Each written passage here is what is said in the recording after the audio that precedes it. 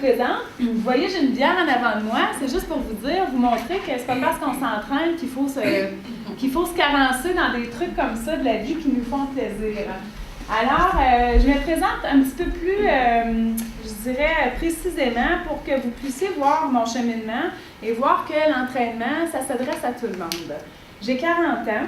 Là, je suis en forme. Je suis au sommet de ma forme. On dirait que ça fait 10 ans que je dis ça, depuis les 10 dernières années. À chaque fois que quelqu'un me demande comment tu te sens, je me sens plus en forme qu'hier. Je n'ai jamais été aussi en forme que ça. Pourtant, ça n'a pas toujours été comme ça. Je n'étais pas une personne, j'étais pas une personne sportive dans la vie. Je n'étais pas une adolescente qui était attirée par le sport du tout. Moi, j'ai commencé à fumer, je devais avoir 12 ans. J'ai tombé là-dedans, j'ai aimé ça, je prenais du café, je faisais pas de sport, je sortais avec mes amis, puis j'avais aucune attirance pour ça, mais pas du tout. J'étais chanceuse quand même parce que j'étais chanceuse. En fait, c'est que je ne me plaisais pas dans le bon point du tout, on dit même comme un cure-pipe par chez nous, donc j'avais pas du tout de problème de poids. Puis j'ai vieilli comme ça, je me complaisais là-dedans, j'étais pas attirée par l'activité physique, j'avais pas le goût d'avoir chaud, pas le goût d'être essoufflée. J'aimais mieux être essoufflée à fumer et à monter des escaliers que d'être essoufflée à frapper sur des ballons de basket ou de volleyball. Et puis, est venu l'âge adulte, puis j'ai eu mes 2 enfants. Les 2 enfants, je les ai eus à l'automne, puis moi je souffre de symptômes de dépression saisonnière. Accoucher à l'automne, c'est pas une bonne idée quand on souffre de ça. Après mon premier enfant, ça a quand même bien été. Je m'en suis bien sortie, j'ai bien sorti du postpartum. Puis la vie a roulé comme ça. J'ai gardé mon poids, j'ai continué à fumer, j'ai continué à ne rien faire et à être assise sur mon divan. J'ai eu mon 2e enfant. Et puis bonjour! J'ai eu mon 2e enfant et puis là, ça a été la dégringolade. Vraiment, autant aujourd'hui, je peux dire que je suis au meilleur de ma forme, autant à l'époque, je pouvais dire j'avais 25 ans et je n'avais jamais été aussi en piètre forme que ça. Je fumais 2 paquets de cigarettes par jour, je me levais la nuit pour fumer. J'étais en dépression sévère après mon accouchement. Je ne faisais que manger, que dormir. J'avais de l'acné partout au visage, j'avais pris beaucoup de poids. La dernière fois que je me suis pesée à cette époque-là, je pesais 215 livres et je sais que j'ai pris du poids encore après, mais j'avais décidé de ne pas me repeser tant que je ne perdais pas de poids.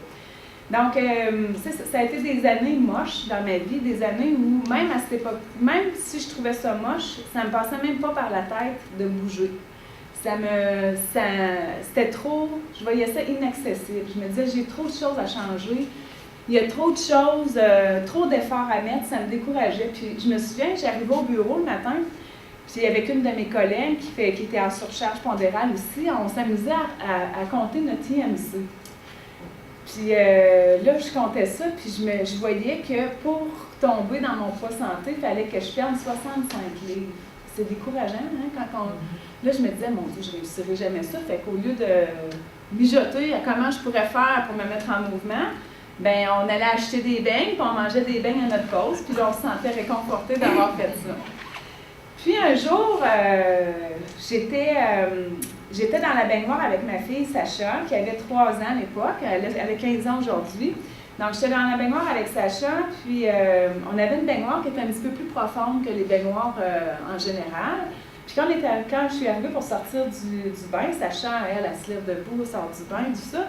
Puis elle s'est rendue compte que je n'étais pas capable de faire comme elle, c'est-à-dire de me soulever avec mes mains, puis me mettre en petit bonhomme, puis me lever debout. Moi, ce que je devais faire, c'était plutôt changer ma posture dans la baignoire, me tourner pour me mettre en posture de quadrupède, puis ensuite pousser avec mes mains pour me relever. Puis Sacha me disait avec sa petite voix d'enfant, elle m'a dit « Maman, qu'est-ce que tu fais là? Pourquoi tu fais ça comme ça? » Puis ça m'a touchée. Puis j'ai eu honte de moi. J'ai eu honte de ne pas avoir 30 ans encore, puis d'être obligée de faire ça comme ça, puis que ma fille s'en rende compte.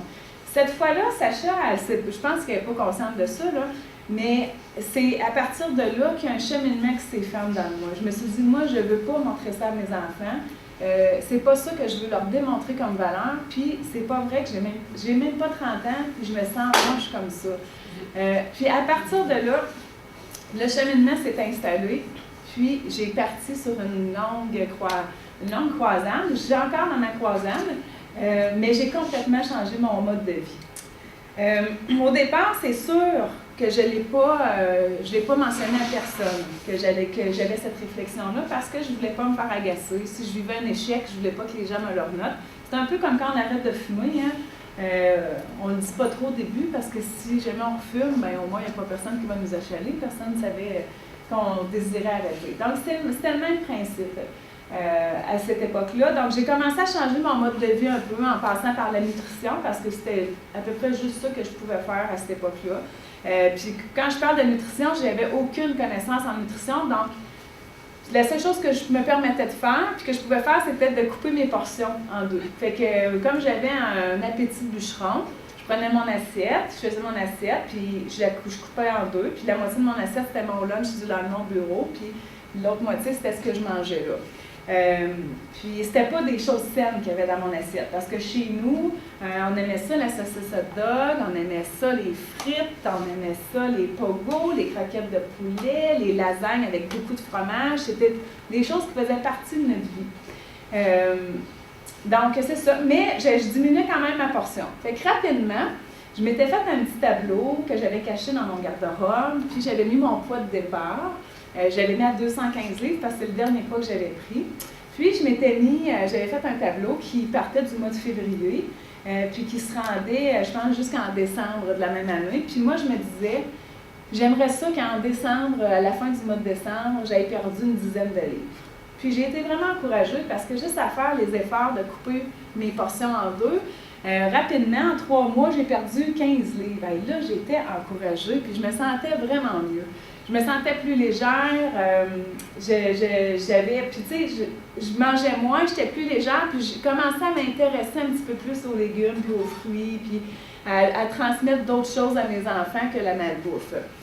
Alors, sauf qu'après avoir perdu ces 15 belles livres-là, ça bougeait plus, ça faisait plus rien, fait que là, j'étais un petit peu découragée. Puis, j'ai dit, ben, je vais commencer à marcher, ce que je faisais pas parce que je n'étais pas capable de marcher, j'étais essoufflée à rien, puis j'ai arrêté de fumer aussi entre-temps, tout ça, là.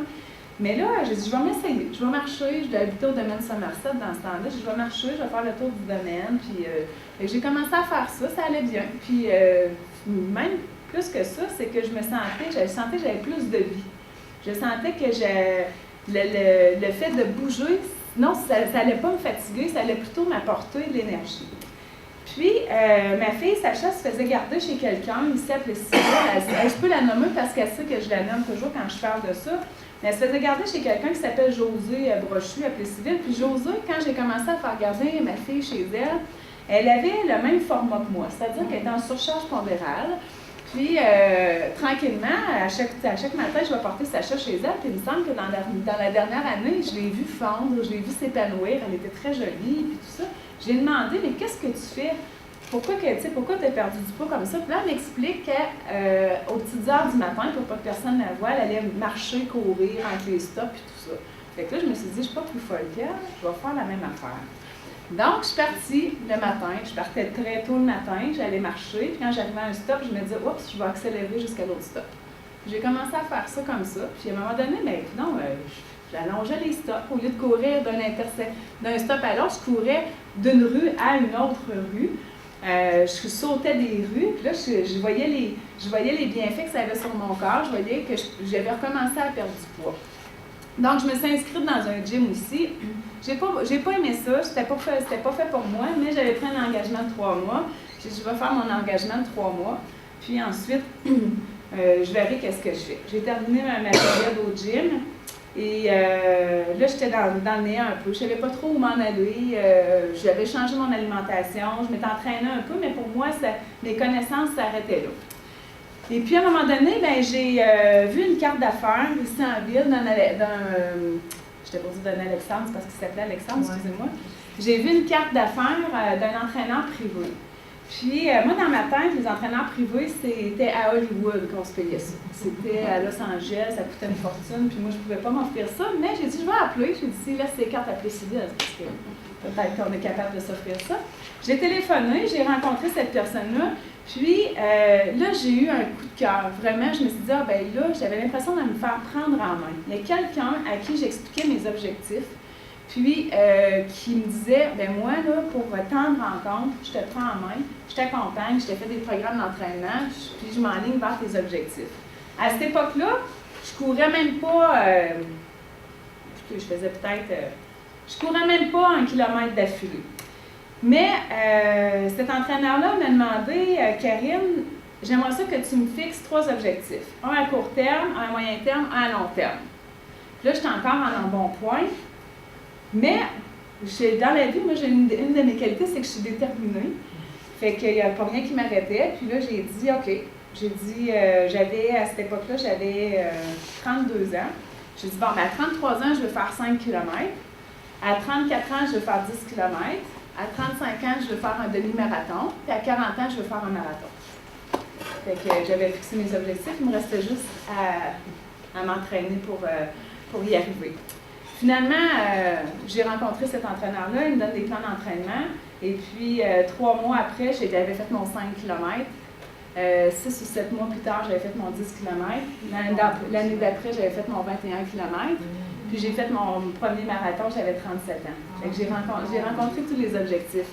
Mais, ce que j'ai fait, par contre, c'est que je suis allée progressivement. Je vais en parler tantôt de la progression dans votre plan de match pour vous mettre à l'entraînement. Mais je suis allée progressivement, je me suis donné la chance de m'adapter à tout ça. Et puis, ça a fonctionné. Puis, une chance que j'ai eue, moi, ça a été de tomber dans un sport que j'aimais. Okay? Parce que quand on décide de mettre l'activité physique dans sa vie, une des choses les plus difficiles, c'est de trouver quelque chose qui nous accroche. Okay? Quand même même si je faisais tirer ce soir des abonnements d'1 an dans un gym ici, si vous n'aimez pas ça, aller vous entraîner en salle, ça ne marchera pas. Okay? On le sait. Je suis certaine ici qu'il y a au moins 80% de la salle qui se sont déjà acheté un abonnement dans un gym puis qui ont payé le 2/3 de l'abonnement dans le vide. Parce que il y en a des choses, il y a des types d'entraînement comme ça qui ne sont pas faits pour vous. Moi, j'ai été chanceuse. Tout de suite, en commençant, j'ai trouvé quelque chose qui m'allumait, qui m'accrochait. Puis ensuite, j'ai trouvé des trucs pour m'entraîner autour de ça. On appelle ça de l'entraînement croisé. Mais des trucs, d'autres disciplines dans lesquelles je pouvais améliorer mes performances à la course puis qui me motivaient à courir. Donc, ça a été mon cheminement. Là, j'ai 40 ans, ça veut dire qu'à l'âge de 34 ans, j'ai commencé à m'intéresser. En fait, c'est que je sentais que j'étais quelqu'un d'inspirant pour des gens autour de moi. Et puis, je me suis dit, pourquoi je me servirais pas de ça pour aller me chercher une certification, puis aller entraîner des gens, commencer à entraîner des gens, puis à aller améliorer mes connaissances et tout ça. Fait que je suis allée me chercher des certifications à 34 et 35 ans pour devenir entraîneur.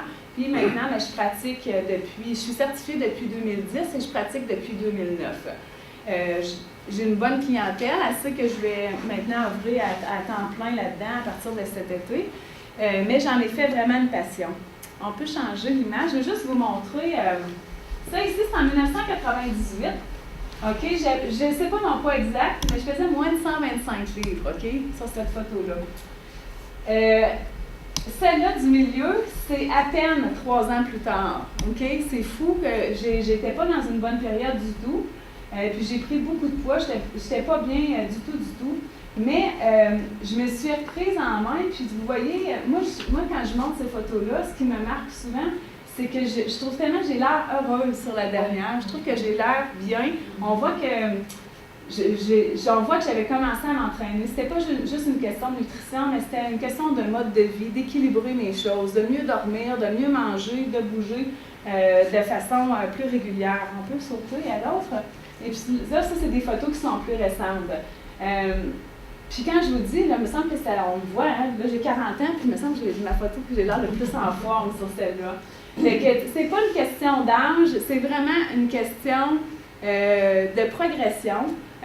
On pourrait avoir 60 ans, 70 ans aujourd'hui, ne jamais avoir bougé de sa vie, puis on se met à l'action, puis l'année prochaine, vous allez avoir 61, 71 ans, vous allez dire, j'ai jamais été aussi en forme que ça de toute ma vie.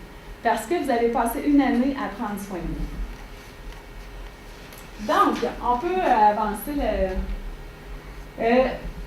tout ce que je vais vous dire ce soir, OK, que ça a trait, puis là, ce soir, je vais parler principalement de l'entraînement, comment je fais pour commencer à m'entraîner, mais je vais aborder un petit peu l'aspect nutritionnel aussi, parce que c'est sûr que ça a un lien très, très serré.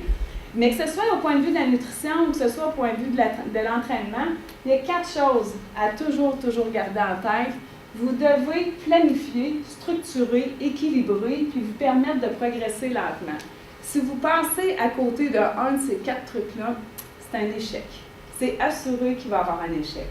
Donc, planification, structure, équilibre et progression lente. Je l'ai dit là, je vais le répéter plusieurs fois durant la conférence. Donc, l'objectif commun, je vous l'ai dit tantôt, je pense que tout le monde a un objectif ici, c'est de maintenir sa santé ou de retrouver sa santé. Il y en a qui sont peut-être ici ce soir parce qu'ils ont été passés un examen annuel chez le médecin, puis le médecin a dit, là, si tu perds pas de poids, tu vas avoir mal aux genoux, danger pour les maladies cardiovasculaires, tu as un bon tour de tête, fais attention, tu vieillis, des choses comme ça. Ça réveille une petite cloche qui sonne, je dis là, il faut que je me mette à bouger. OK? Donc, moi, ce soir, c'est que je vais vous montrer comment je fais pour aborder ça. Du point de vue santé, en éliminant les objectifs de perte de poids et tout ça. Parce que dites-vous que peu importe c'est quoi votre objectif, si vous faites votre activité physique en ayant comme objectif la santé, tous les autres objectifs vont être touchés à un moment donné, OK? Si on se met à s'activer, c'est sûr qu'on va en perdre du poids. Si on se met à s'activer, c'est sûr que mon taux de taille va diminuer. Si je m'active, c'est certain que ma capacité cardiovasculaire va être meilleure. Si je m'active, c'est sûr que mes symptômes de dépression vont diminuer. OK? C'est toujours lié, ces choses-là. Fait que, activez-vous avec l'objectif de vous maintenir ou de retrouver votre santé, puis les autres objectifs deviennent secondaires. Je vous le garantis qu'ils vont être servis aussi, les autres objectifs. Donc, par rapport au poids santé, c'est sûr que quand je bouge, je vais viser à aller vers mon poids santé, puis ça va se faire de façon naturelle. Un poids santé, c'est quoi? À l'époque, là, on allait chez le médecin et il nous disait « Ah, tu es une femme, tu as 44 ans, 146. » Ça, c'est ton poids santé. C'était comme ça que les médecins nous approchaient ça. Fait que si on n'était pas à 146, j'étais pas dans mon poids santé. Maintenant, c'est plus comme ça qu'on compte ça. Un poids santé, c'est vraiment sur une large échelle. Je vous donne par exemple, moi, dans mon cas, mon poids santé, ça oscille entre, je pense, c'est 111 livres et 159 livres. Fait que j'ai quand même, hein, je peux me permettre une tranche de fromage de plus dans un vin fromage, un petit verre de vin le samedi. J'ai du lousse en masse en dessous. Donc, il faut se permettre ça, il faut être flexible là-dedans. Un poids santé, c'est pas précis, mais c'est ça équivaut plutôt à une fourchette. Puis, un poids santé, c'est différent selon la taille, le sexe, votre âge et tout ça. Ça rentre tout en ligne de compte. L'indice de masse corporelle, je le mets parce que c'est important. Quand vous allez commencer votre entraînement, là,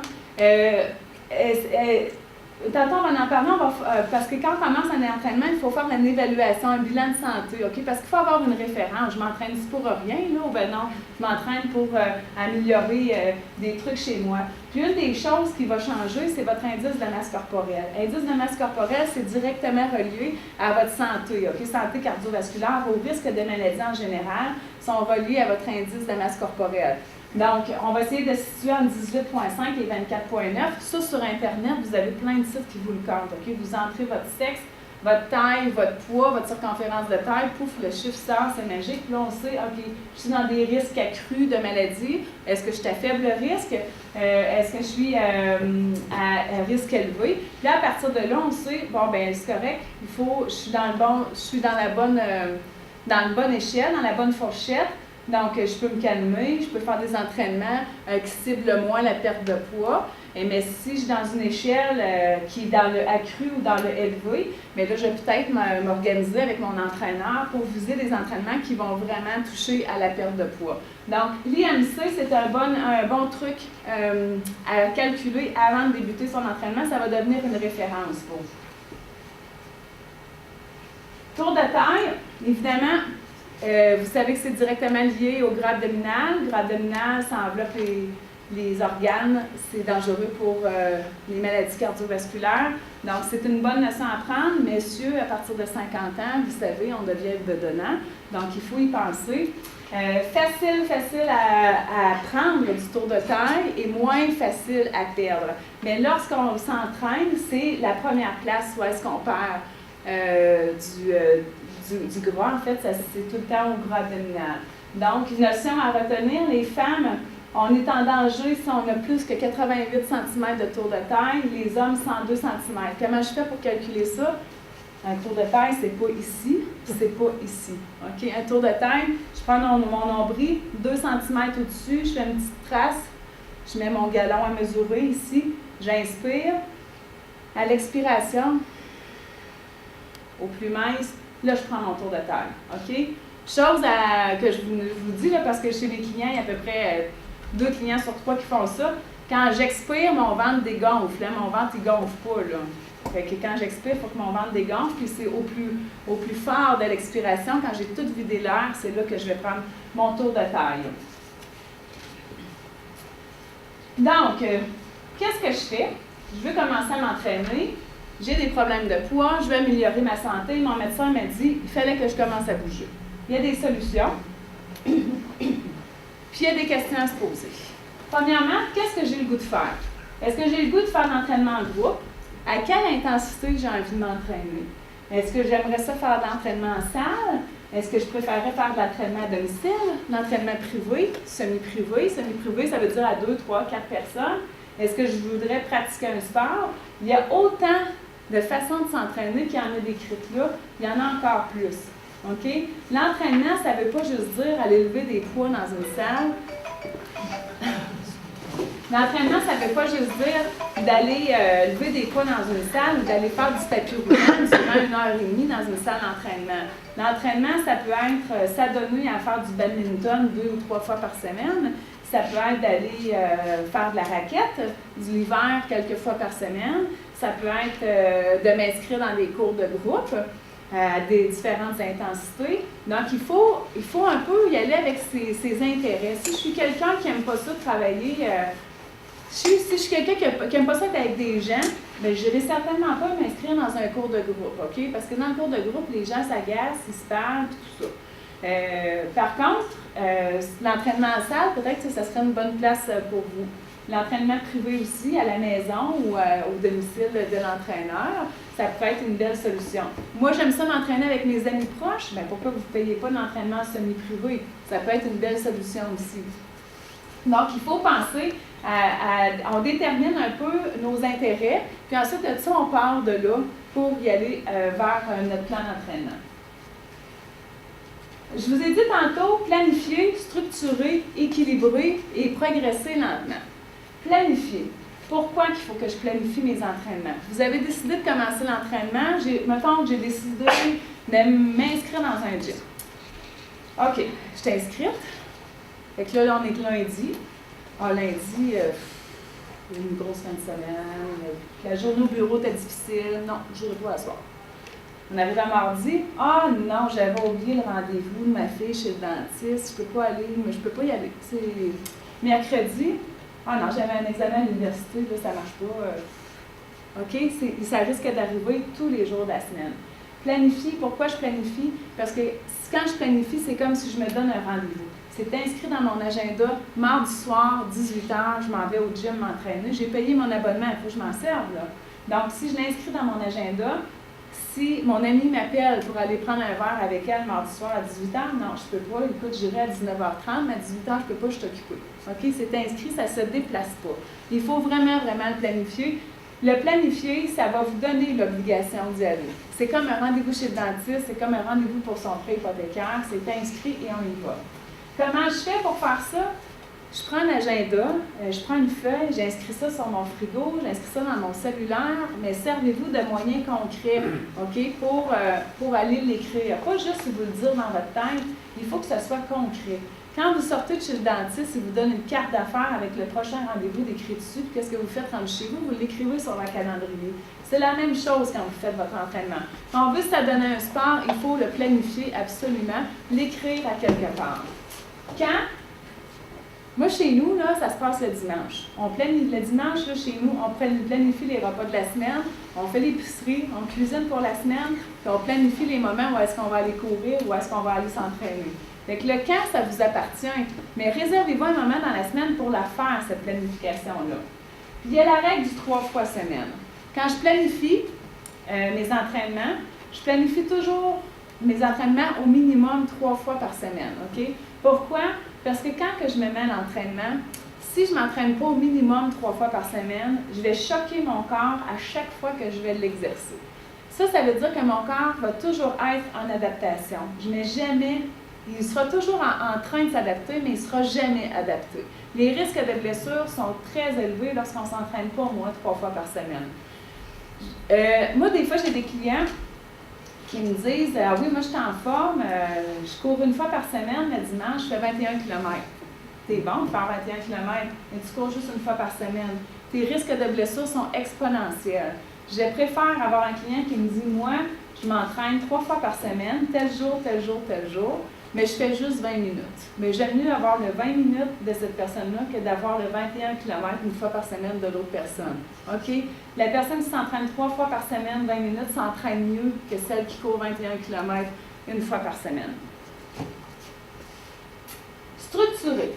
Pourquoi il faut que je me structure? Je commence à m'entraîner, j'ai pris cette décision-là, mon agenda est fait, je m'entraîne lundi, mercredi, vendredi. OK.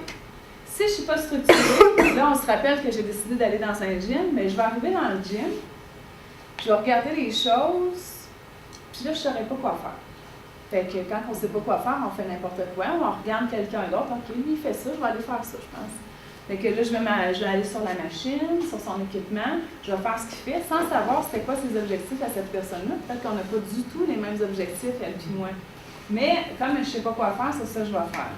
Si je manque de structure, peut-être que je vais m'entraîner 1h30 ou 2 heures au gym, tandis qu'un entraînement de 40 ou 45 minutes aurait pu très bien suffire. Peut-être que je vais travailler des groupes musculaires qui, dans mon cas, ne devraient pas être travaillés en premier.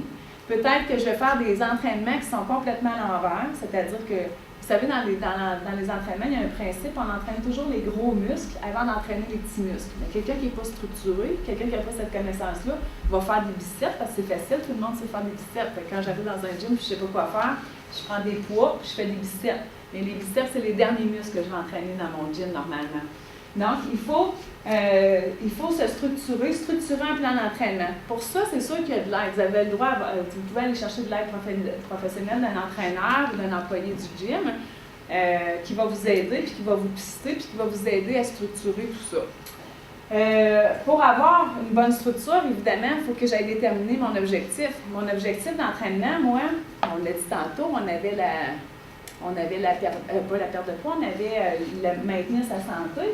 Mais quand je dis maintenir ma santé, j'ai peut-être d'autres objectifs. Peut-être que moi, j'ai décidé de commencer à m'entraîner parce que j'ai la marche du Sentier des Trotteurs à Arthabascus qui se fait une fois par année. C'est 20 km, puis moi, je veux faire ça. OK? Fait que si je dis ça à mon entraîneur, si je dis, ben moi, j'ai cet objectif-là, mon entraîneur va me bâtir un plan d'entraînement qui va avec ça. Fait que c'est comme, on appelle ça structurer son entraînement. Si je dis que mon objectif, c'est de faire du gain de masse musculaire, j'aimerais ça développer un petit peu mes muscles, mais il va me donner un entraînement qui va avec ça. Mais il faut vraiment déterminer ce qu'on veut, c'est quoi nos objectifs pour nous permettre de bien structurer. Peux-tu juste revenir en arrière, s'il vous plaît? OK.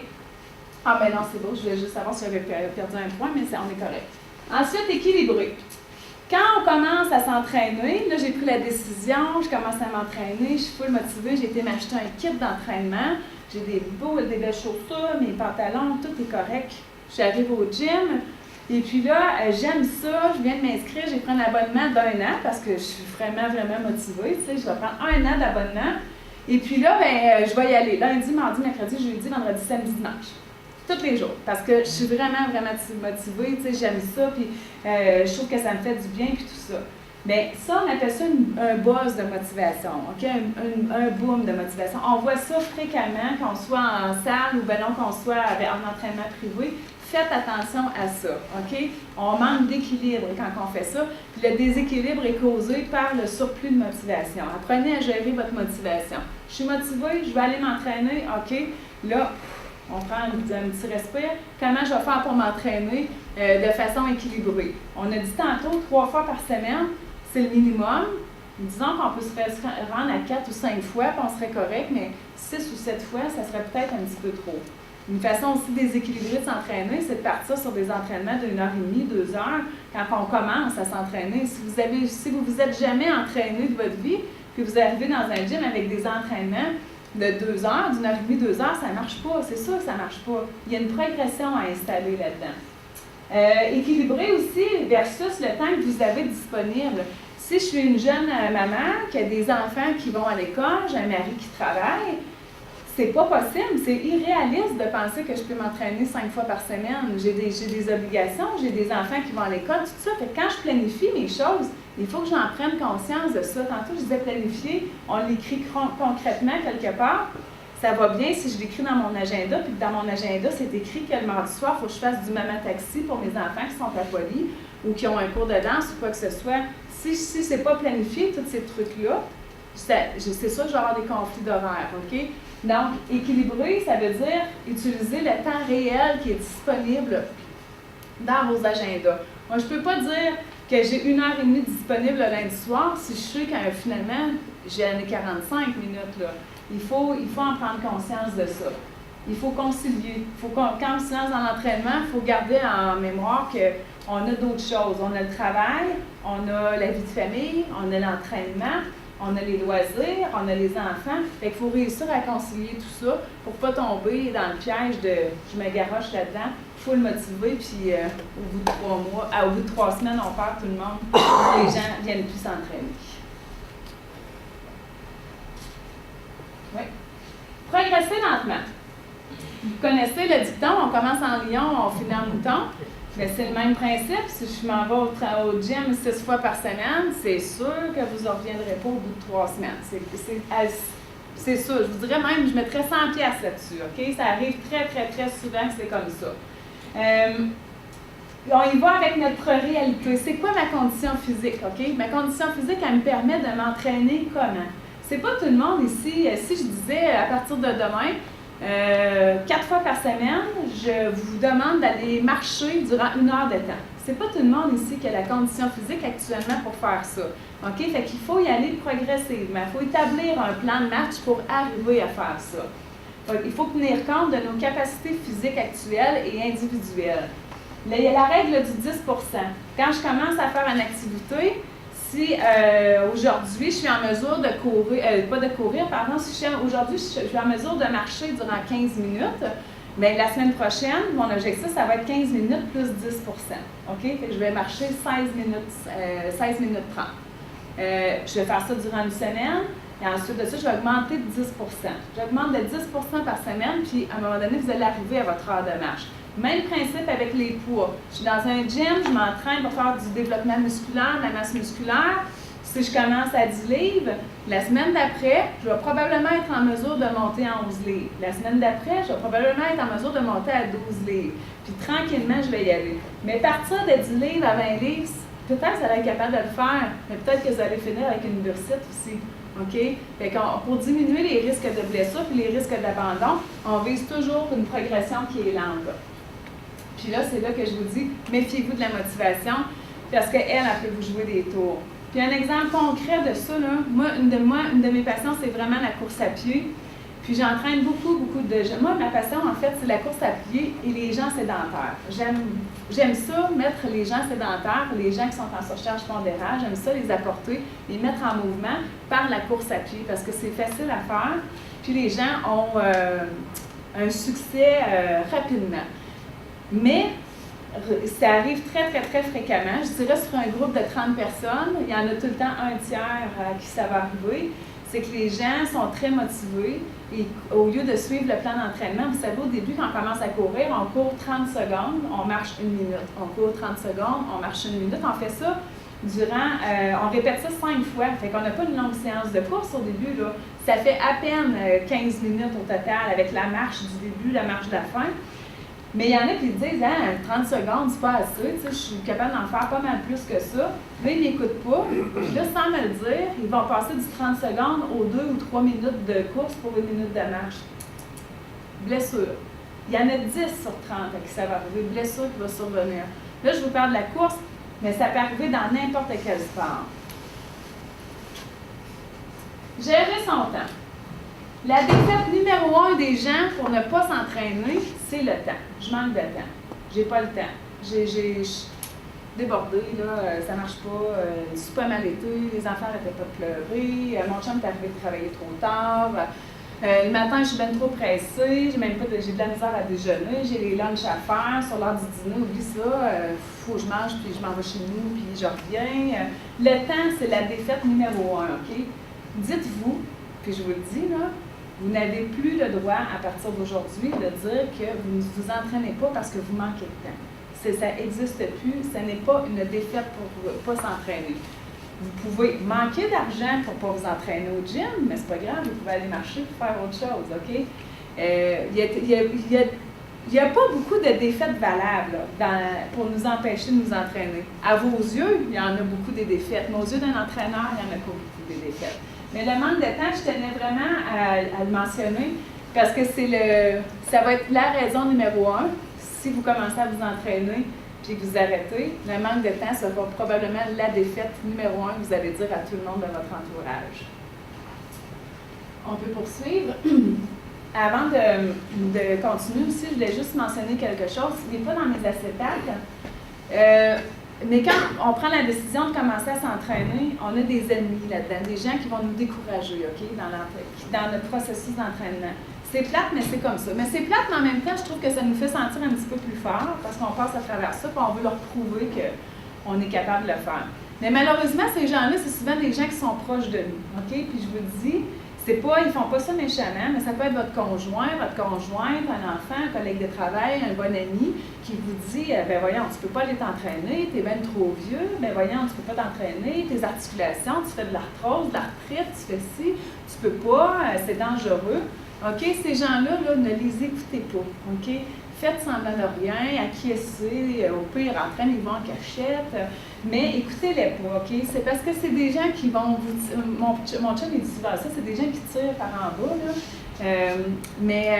C'est ça, c'est des gens qui vont apporter l'énergie négative dans votre bulle de motivation, puis votre goût de vous mettre en mouvement. Donc, on les laisse de côté, puis je vous le dis, là, ça ne prendra pas 6 mois puisque ces mêmes personnes-là vont se mettre à s'entraîner. Okay? Parce qu'ils vont voir les changements qui se sont installés chez vous. Vous allez rayonner, vous allez être plus en forme, plus pépoué, tout ça.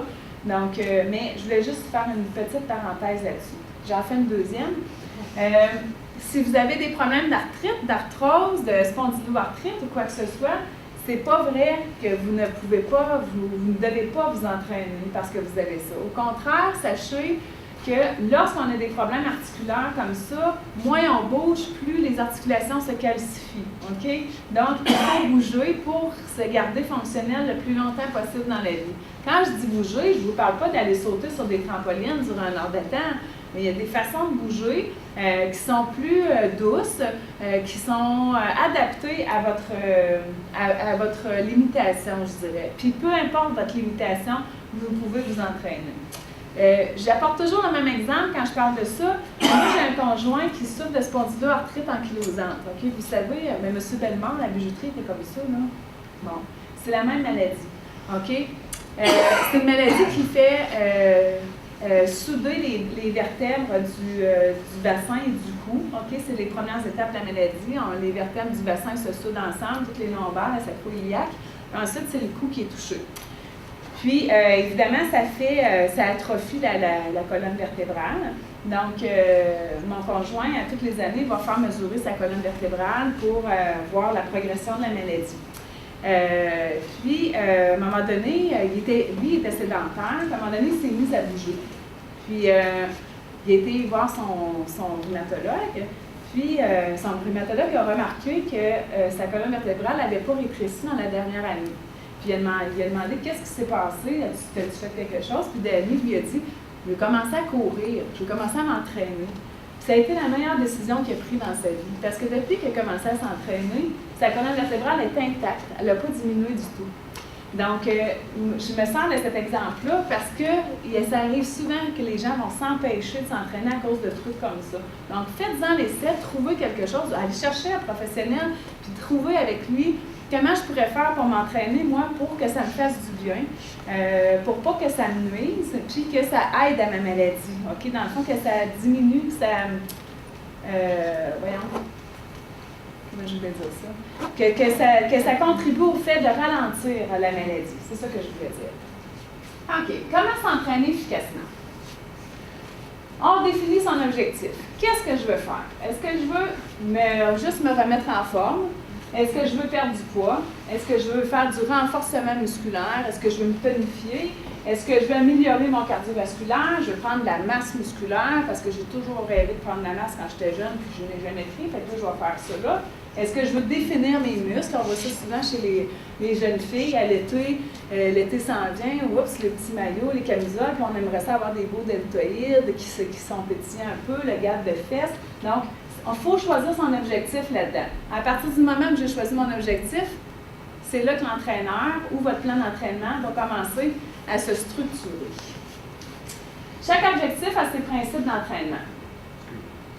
Non, c'est correct, tu peux y aller. Chaque objectif a ses principes d'entraînement. Là, c'est sûr que je rentre dans des points techniques, OK?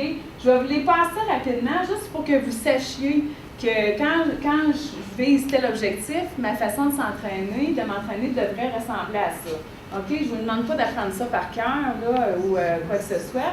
De toute façon, si jamais vous voulez le document, je pourrais m'arranger pour le transmettre ici à la bibliothèque. Mais c'est juste pour vous donner un petit peu une petite idée de ce que vous devriez faire. Je veux travailler en forme ou en remise en forme. Mon entraînement devrait être séparé en 50% cardiovasculaire, 45% musculation, 5% flexo. Flexo, c'est flexibilité, l'assouplissement. 50% cardiovasculaire, parce que quand je travaille en mise en forme, je veux travailler mon potentiel cardiovasculaire. Je veux augmenter ma capacité cardiovasculaire. 45% musculaire, j'ai besoin de tonus. Okay? Quand je veux travailler en remise en forme, je veux me tonifier, je veux me rendre plus ferme, je veux me rendre plus, je dirais, plus stiff. Là. Je veux avoir vraiment plus de tonus. La structure d'un plan d'entraînement, on appelle ça des entraînements standards. Les fameux entraînements qu'on arrive dans une salle de gym, on fait 3 séries de 15 répétitions de tel exercice. On est vraiment dans des entraînements standards. C'est des entraînements, on appelle ça full body, c'est-à-dire qu'on va travailler tout le corps en général, particulièrement les gros muscles, c'est-à-dire les pectoraux, les muscles dorsaux, les jambes, les abdominaux. En salle, on va se servir beaucoup des machines assistées, OK, pour faire ces entraînements-là. Puis, on va vous suggérer un nouveau programme à peu près aux 6 à 8 semaines. Ensuite, vous veux travailler en perte de poids. Là, en perte de poids, il y a 2 écoles de pensée là-dedans. Ça, c'est une première école. 75% cardiovasculaire, d'exercice cardiovasculaire, 20% en musculation, 5% en exercice de flexibilité. Il y a une première école qui va dire qu'on fait du cardio longtemps et à faible intensité. Ça veut dire que je vais faire travailler mon cœur à faible intensité. Je ne veux pas, sur une échelle de 1 à 10, 10 étant c'est tellement difficile que j'abandonne, je suis trop essoufflée, là, bon, ben, ça veut dire que je voudrais me retrouver à peu près à 5 sur 10. OK? Ça veut dire que je m'installe au tapis où je vais marcher à très basse intensité. Je ne suis pratiquement pas en dehors de ma zone de confort.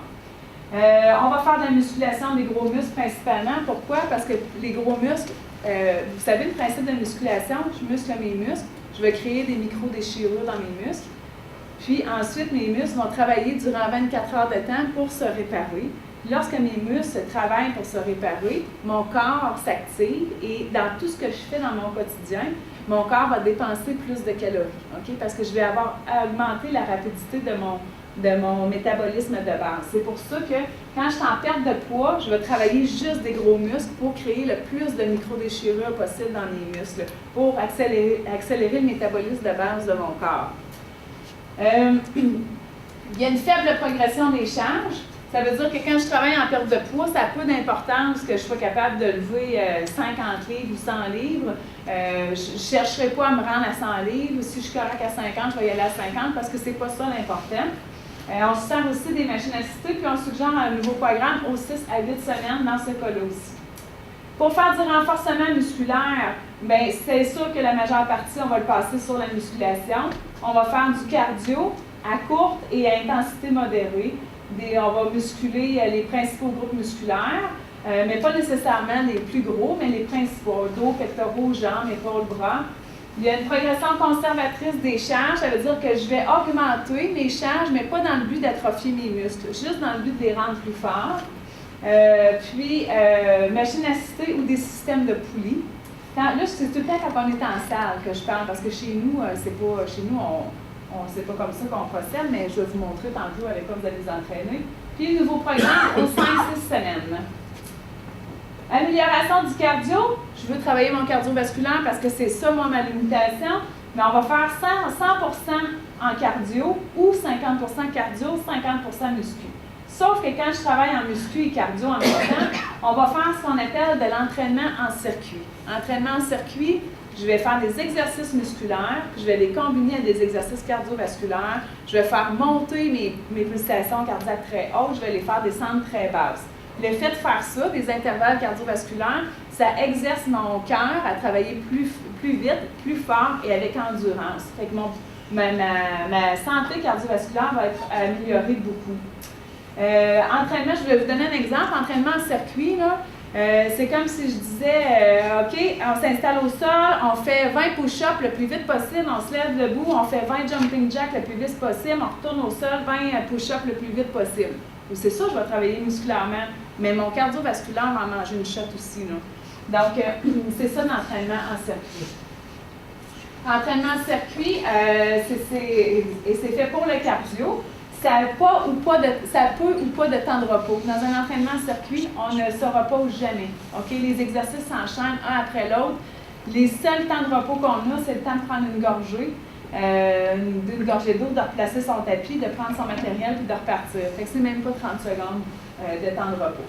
Puis il y a un nouveau programme très régulièrement. Moi, j'en donne des cours d'entraînement en circuit. C'est toutes les semaines, le programme change. Toutes les semaines, parce que c'est le type d'entraînement dans lequel on s'habitue rapidement. Prise de masse musculaire, bien, c'est sûr que là, on va faire beaucoup de musculation. On va s'entraîner avec des charges, on va charger, parce qu'on veut gagner beaucoup, on veut faire grossir les muscles le plus possible. Je ne pense pas que ce soit quelque chose ici qui intéresse les gens qui sont ici. Je pense pas que j'ai un type de clientèle comme ça, mais je vais quand même passer rapidement. On va tellement charger qu'on va se rendre jusqu'à l'échec musculaire. L'échec musculaire, ça veut dire que dans une série de 10, je vais tellement charger que je ne serai plus capable de terminer ma série. Puis là, je vais être contente. J'ai tellement chargé que si j'ai un échec musculaire, mes muscles ne répondent plus. C'est un nouveau programme aux 4 semaines. C'est avec des poids libres, souvent dans les gyms, là, les petits poids, les barres, les benches, tous ces trucs-là. C'est souvent adressé aux gens qui travaillent en prise de masse musculaire. Ceux qui travaillent en définition musculaire, ça intéresse souvent les femmes, ça. Définition musculaire, là, c'est que je veux découper mes épaules, je veux découper mes deltoïdes, je veux avoir des belles fesses rondes, des belles cuisses toutes fermes. Donc, je vais travailler en définition musculaire. Définition musculaire, on fait un petit peu de cardio, beaucoup de muscu. Tous les groupes musculaires vont être entraînés. On va diviser souvent le corps. Je vais faire un entraînement pour le haut du corps, un entraînement pour le bas du corps. On va faire des séries avec beaucoup de répétitions. Donc, au lieu de faire des séries de 12 à 15 répétitions, je vais faire des séries d'une vingtaine de répétitions, mais avec moins de charge. Fait que là, je vais, sans faire grossir mon muscle, je vais juste m'amuser à le définir. Je ne sais pas si vous avez déjà vu ou participé à des cours de body pump ou c'est des barres d'entraînement, mais c'est fait pour faire des longues séries. Une barre d'entraînement qui pèse rien, puis on met des poids, des rondelles de poids, mais au lieu de charger des rondelles de poids de 25 livres là-dessus, on va charger des rondelles de poids de 2 livres et demi, 5 livres, 10 livres. Puis là, on va faire, mettons des biceps comme ça, on va partir sur une série de 200 biceps. OK? Avec des 2 livres et demi. Mais 200 biceps avec des 2 livres et demi, c'est sûr que le biceps, il va se définir. C'est sûr. Parce qu'on part sur une très longue série avec très peu de charge. Ensuite, on ne cherche jamais l'échec musculaire.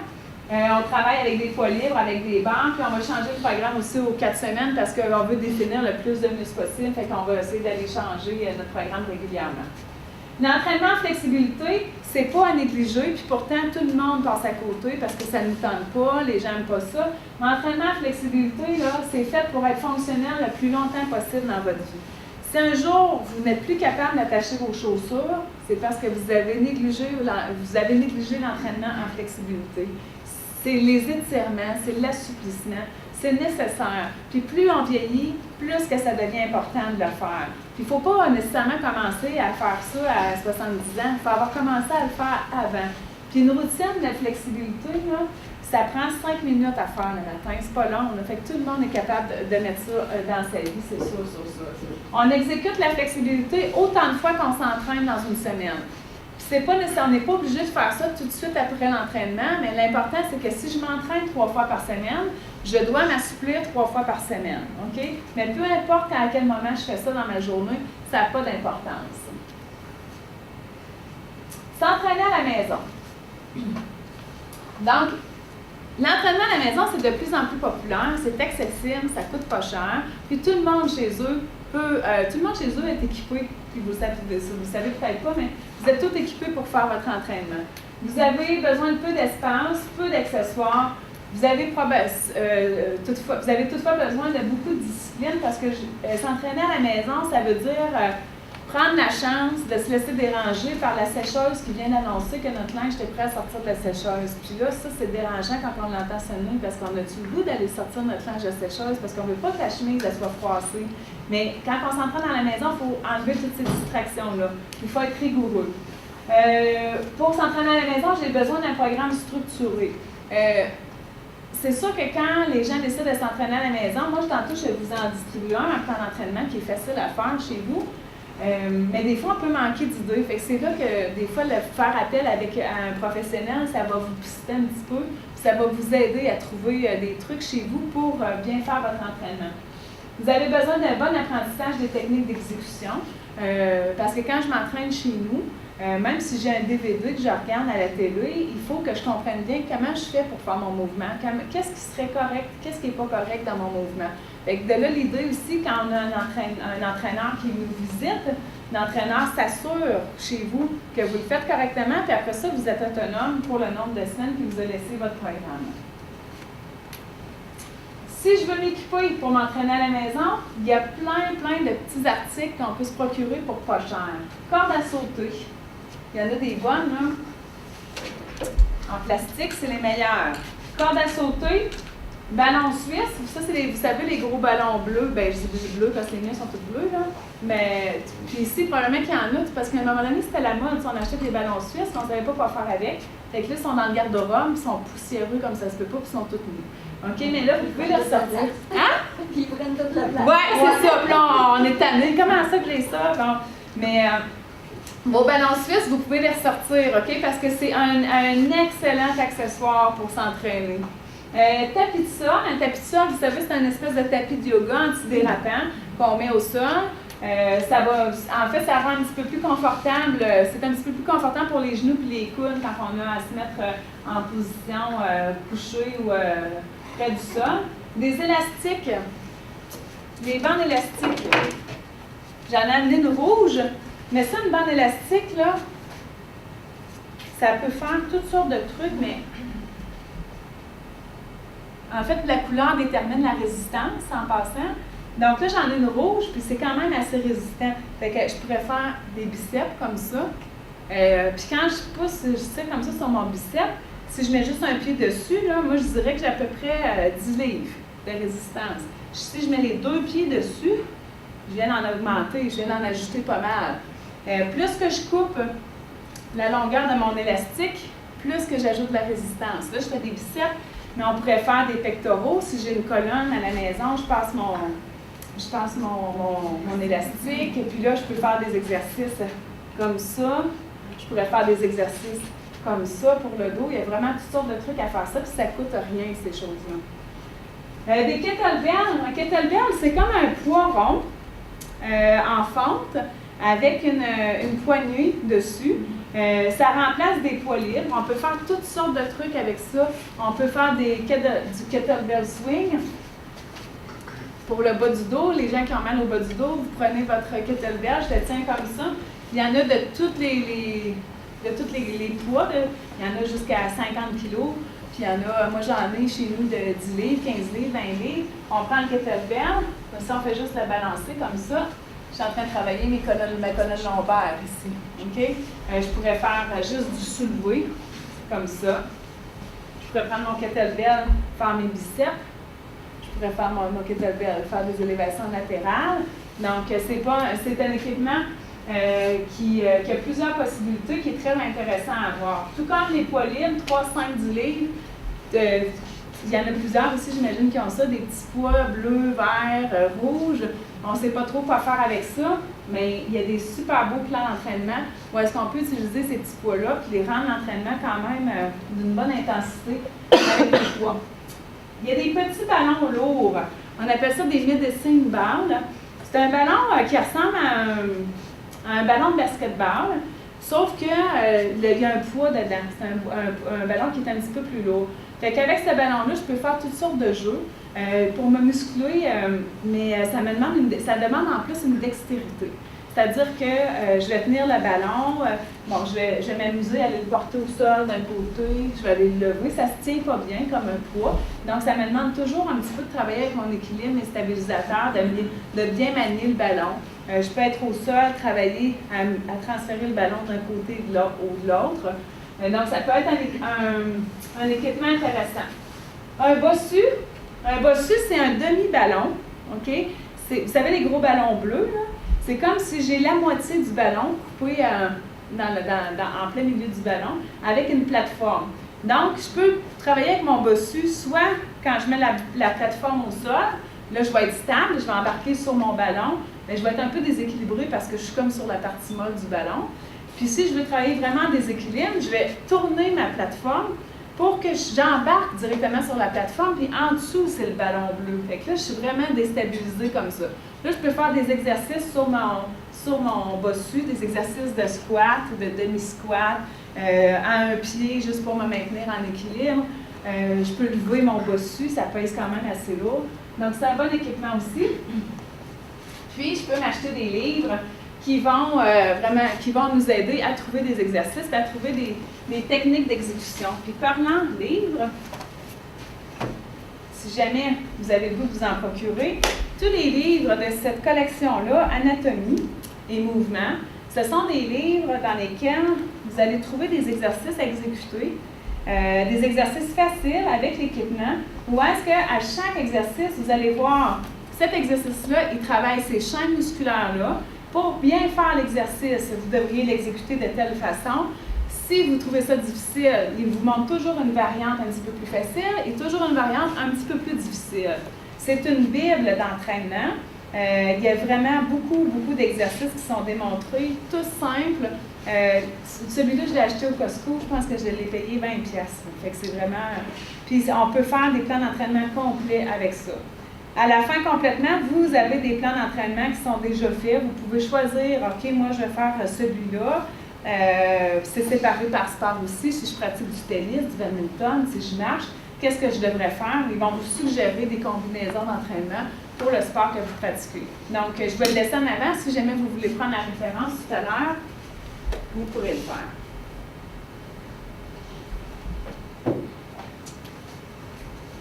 Les avantages de s'entraîner à la maison, vous vous entraînez au moment qui vous convient.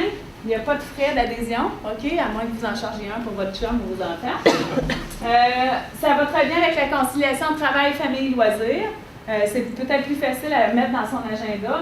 Puis on n'a pas besoin de... Parce qu'une des choses qui nous énerve quand on s'entraîne ailleurs, c'est que quand on arrive chez nous après le travail et qu'on met nos pantoufles, ça ne nous tente pas de ressortir de chez nous. Surtout cet hiver, je vous l'accorde, à moins 30, on n'avait pas le goût de ressortir. Puis je le voyais dans mes cours, plus qu'il faisait froid de semaine en semaine, moi j'avais participé dans mes cours. Mais quand on s'entraîne à la maison, ben on n'a pas cet aspect négatif-là. Donc on n'a pas besoin de ressortir. Les services d'un entraîneur à la maison, c'est accessible, abordable, ça se fait dans votre domicile ou au domicile de l'entraîneur. Vous pouvez le faire en privé ou semi-privé, si vous l'avez dit tantôt, c'est avec 2, 3, 4 personnes. Vous faites ça au moment qui vous convient avec votre entraîneur, vous êtes assuré de bien exécuter vos mouvements, puis vous avez un programme personnalisé qui répond à vos objectifs précis. Exemple de programme. Moi, tantôt, je vais vous en montrer un programme, OK? C'est sûr que là, ce n'est pas un programme personnalisé, c'est un programme que je vous propose, que vous allez tous être capables de faire à la maison. Mais des programmes d'entraînement, là, des structures de programmes d'entraînement, là, écoutez, maintenant j'ai 200 clients, puis mes 200 clients m'ont acheté chacun 5 programmes d'entraînement. Bien, j'ai 1000 structures différentes. OK? C'est exponentiel. Il existe toutes sortes de façons de faire des programmes d'entraînement. Il y a des programmes standards, c'est-à-dire on va faire des séries de 20 répétitions. Après ça, il peut y avoir des programmes où est-ce que on va le calculer en temps. Au lieu de calculer des nombres de répétitions, on va dire, bien, on va faire tel exercice durant 30 secondes. Après ça, tu vas le refaire durant 45 secondes. Après ça, tu vas le refaire durant 60 secondes. Ensuite, on pourrait faire des entraînements où on répète le même exercice 3 fois consécutif. Puis je pourrais faire un entraînement avec les mêmes exercices où je vais dire, tu vas faire l'exercice numéro 1, numéro 2, numéro 3. Ensuite, tu vas faire 1, 2, 3. Puis ensuite, tu vas refaire 1, 2, 3. Donc, c'est toutes sortes de façons de s'entraîner. Exercice pyramidal, super bonne façon de s'entraîner. Vous n'avez pas le goût. Vous avez le goût de vous faire un plan d'entraînement, mais vous n'avez pas le goût de vous compliquer la vie. Vous choisissez 3 exercices. C'est pas compliqué. Je peux choisir des demi-redressements assis. Demi-redressement assis, je pourrais choisir monte ou descend d'une marche d'escalier. Puis, mettons que je choisis avec mon élastique, je vais faire du dos. Je vais faire une première fois les trois exercices, 1 fois chacun. Après ça, je vais les faire 2 fois chacun, 3 fois chacun, 4 fois chacun. Je vais monter ça jusqu'à 10. Puis ensuite, je repars de 9 et je redescends jusqu'à 1. Au total, après un entraînement pyramidal, vous allez faire 100 répétitions de chacun de vos exercices. Ça a l'air de rien, mais quand on fait, si je demandais ici à monsieur en avant, vous allez me faire 100 push-ups, comme ça, au sol. Il va me dire, non, là, je ne peux pas faire 100 push-ups.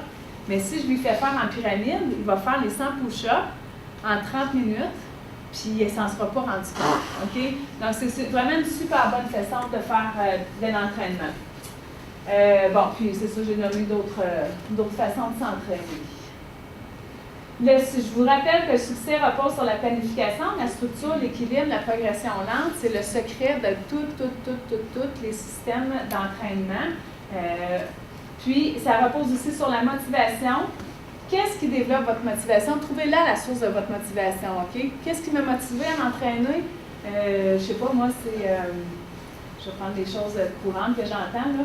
Je m'en vais dans le sud au mois d'avril, puis je veux me sentir bien dans mon maillot. Hein? Le nouveau costume de bain. Le nouveau maillot, puis j'ai acheté un coin trop petit, fait que là, il faut que ça rentre dedans. OK? Fait que c'est quoi ma motivation? C'est ça. Il faut que j'élimine tout ce qui pourrait diminuer ma motivation. Ensuite, c'est quoi les pièges à motivation? Tantôt, je vous l'ai dit, les booms, là, tu sais, je suis trop motivée, puis là, je m'entraîne trop, je m'entraîne mal. Puis, sachez que la motivation évolue. Moi, quand j'ai commencé à m'entraîner, là, il y a quelques années, il y a 10-12 ans, quand j'ai commencé à m'entraîner, je voulais perdre du poids. Rapidement, ma motivation, c'était plus de perdre du poids, c'était de me sentir mieux. Puis après de m'être senti mieux, bien là, ma motivation, c'était de pouvoir courir. Après avoir couru, bien, ma motivation, c'était de courir un petit peu plus. Puis après avoir fait ça, bien, ma motivation, c'était, ça a tout le temps changé d'année en année, tout le temps. Actuellement, ma motivation, c'est de m'entraîner pour faire un marathon. C'est la première fois que de ma vie, je vais faire un marathon tôt comme ça en saison. Ça m'excite, j'aime ça, fait que là, je m'entraîne, puis c'est ça ma motivation. Mais là, quand le marathon va être passé, je vais me trouver autre chose. Mais j'ai déjà d'autres choses en tête. Il faut trouver-en des sources de motivation. Des fois, c'est l'achat d'un vêtement.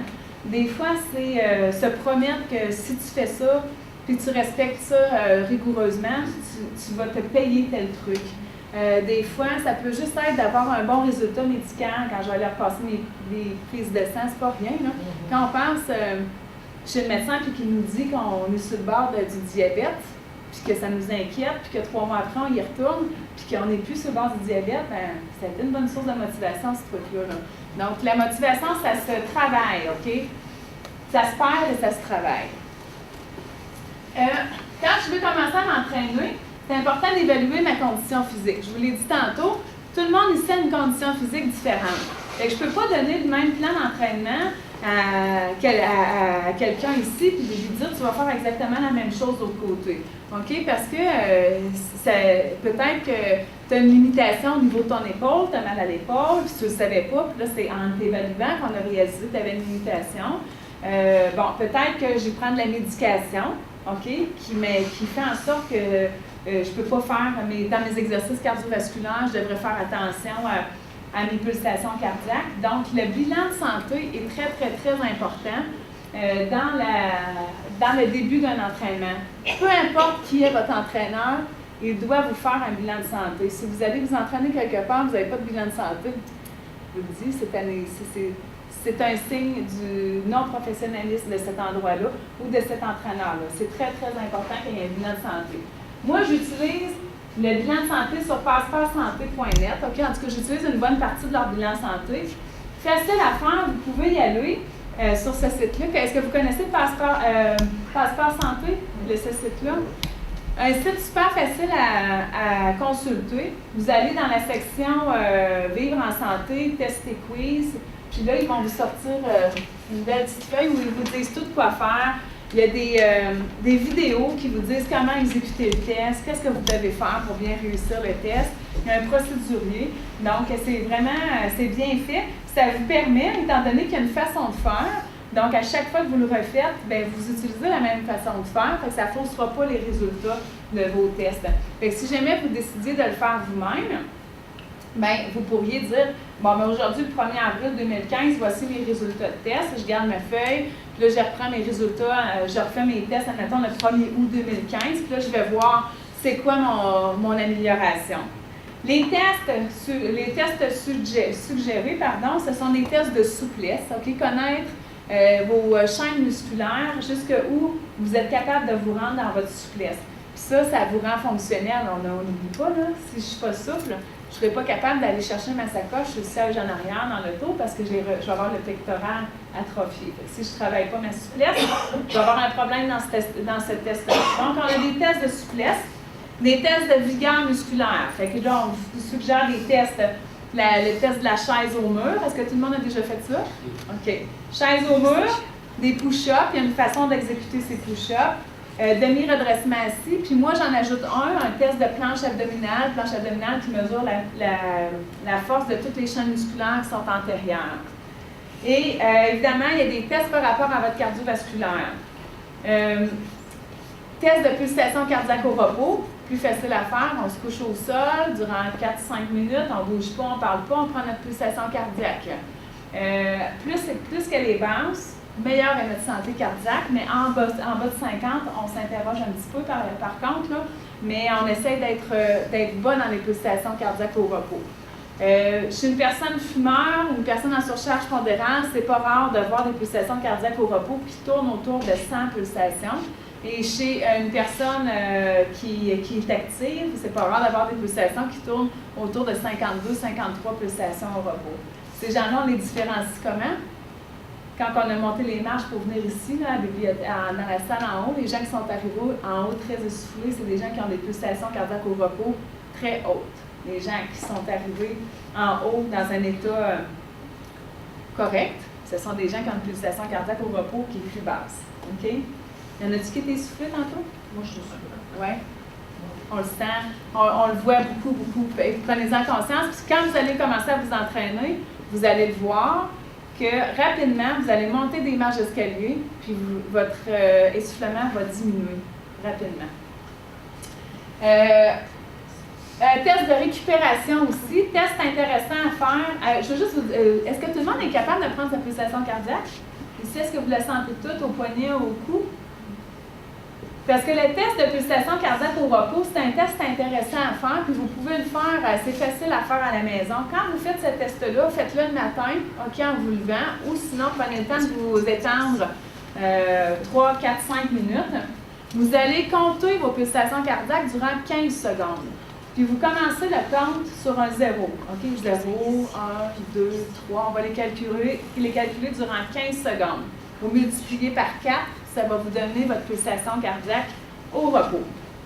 Vous la noterez, puis quand vous allez commencer à vous entraîner, quelques mois après, refaites ce test-là, vous allez voir votre pulsation cardiaque va probablement avoir diminué au repos. Ensuite, il y a un test très intéressant à faire pour connaître la santé cardiovasculaire des gens. c'est un test de récupération. Donc, on s'installe au bas d'une marche d'escalier, puis durant 3 minutes, je vais monter, puis je vais descendre ma marche d'escalier à ce rythme-là. Pas plus vite, pas plus lent. Je fais ce test-là durant 3 minutes, et tout de suite, après les 3 minutes, je vais reprendre ma pulsation cardiaque durant 15 secondes. Ensuite, je ne bouge pas, je ne parle pas. 1 minute après, je vais reprendre ma pulsation cardiaque. Fait qu'admettons que mon premier chiffre était 40, mon deuxième chiffre est 30, il y avait une différence de 10. Je multiplie ça par 4 parce que je veux l'avoir sur 1 minute. C'est-à-dire que j'ai 40 pulsations. Je suis en mesure de récupérer 40 pulsations sur 1 minute. La capacité à récupérer, c'est un très bon indicateur de votre potentiel cardiovasculaire. Une personne sédentaire, qui est obèse, une personne fumeur, moi j'ai des clients qui récupèrent 0 pulsation en 1 minute. OK? J'ai des clients qui en récupèrent 70 en 1 minute. OK? Georges Saint-Pierre, le combattant, en récupère 80 en 1 minute. OK? C'est quelqu'un qui exerce son cardiovasculaire très, très fort.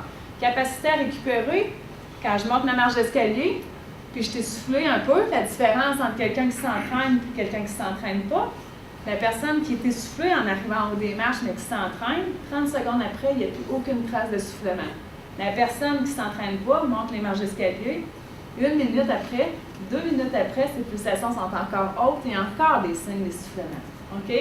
Donc, c'est des bons indices dans votre quotidien qui vous permettent, c'est concret, c'est tangible comme indice. Fait que c'est des tests qui vous permettent de voir tous les bienfaits de l'activité physique sur vous. C'est ça. Donc, le fait qu'on s'évalue comme ça, à la suite de tests comme ça, j'ai fait mes tests, là, je suis capable de dire, vous savez, les push-ups, quand on fait un bilan de santé chez un client, puis je dis, est-ce que vous avez des troubles articulaires ou musculaires? Est-ce que vous avez des douleurs, des anciennes blessures qui vous causent des limitations dans votre entraînement? Puis là, on me répond, non, j'ai rien, tout va bien, tout ça. Puis là, je fais faire un test de push-up au sol. La personne n'est pas capable de faire le push-up parce qu'elle a mal à l'épaule. Si je n'avais pas fait le test, si la personne n'avait pas fait le test, on ne s'en serait pas rendu compte, puis peut-être que dans son plan d'entraînement, j'ai mis 3 séries de 15 push-ups à faire.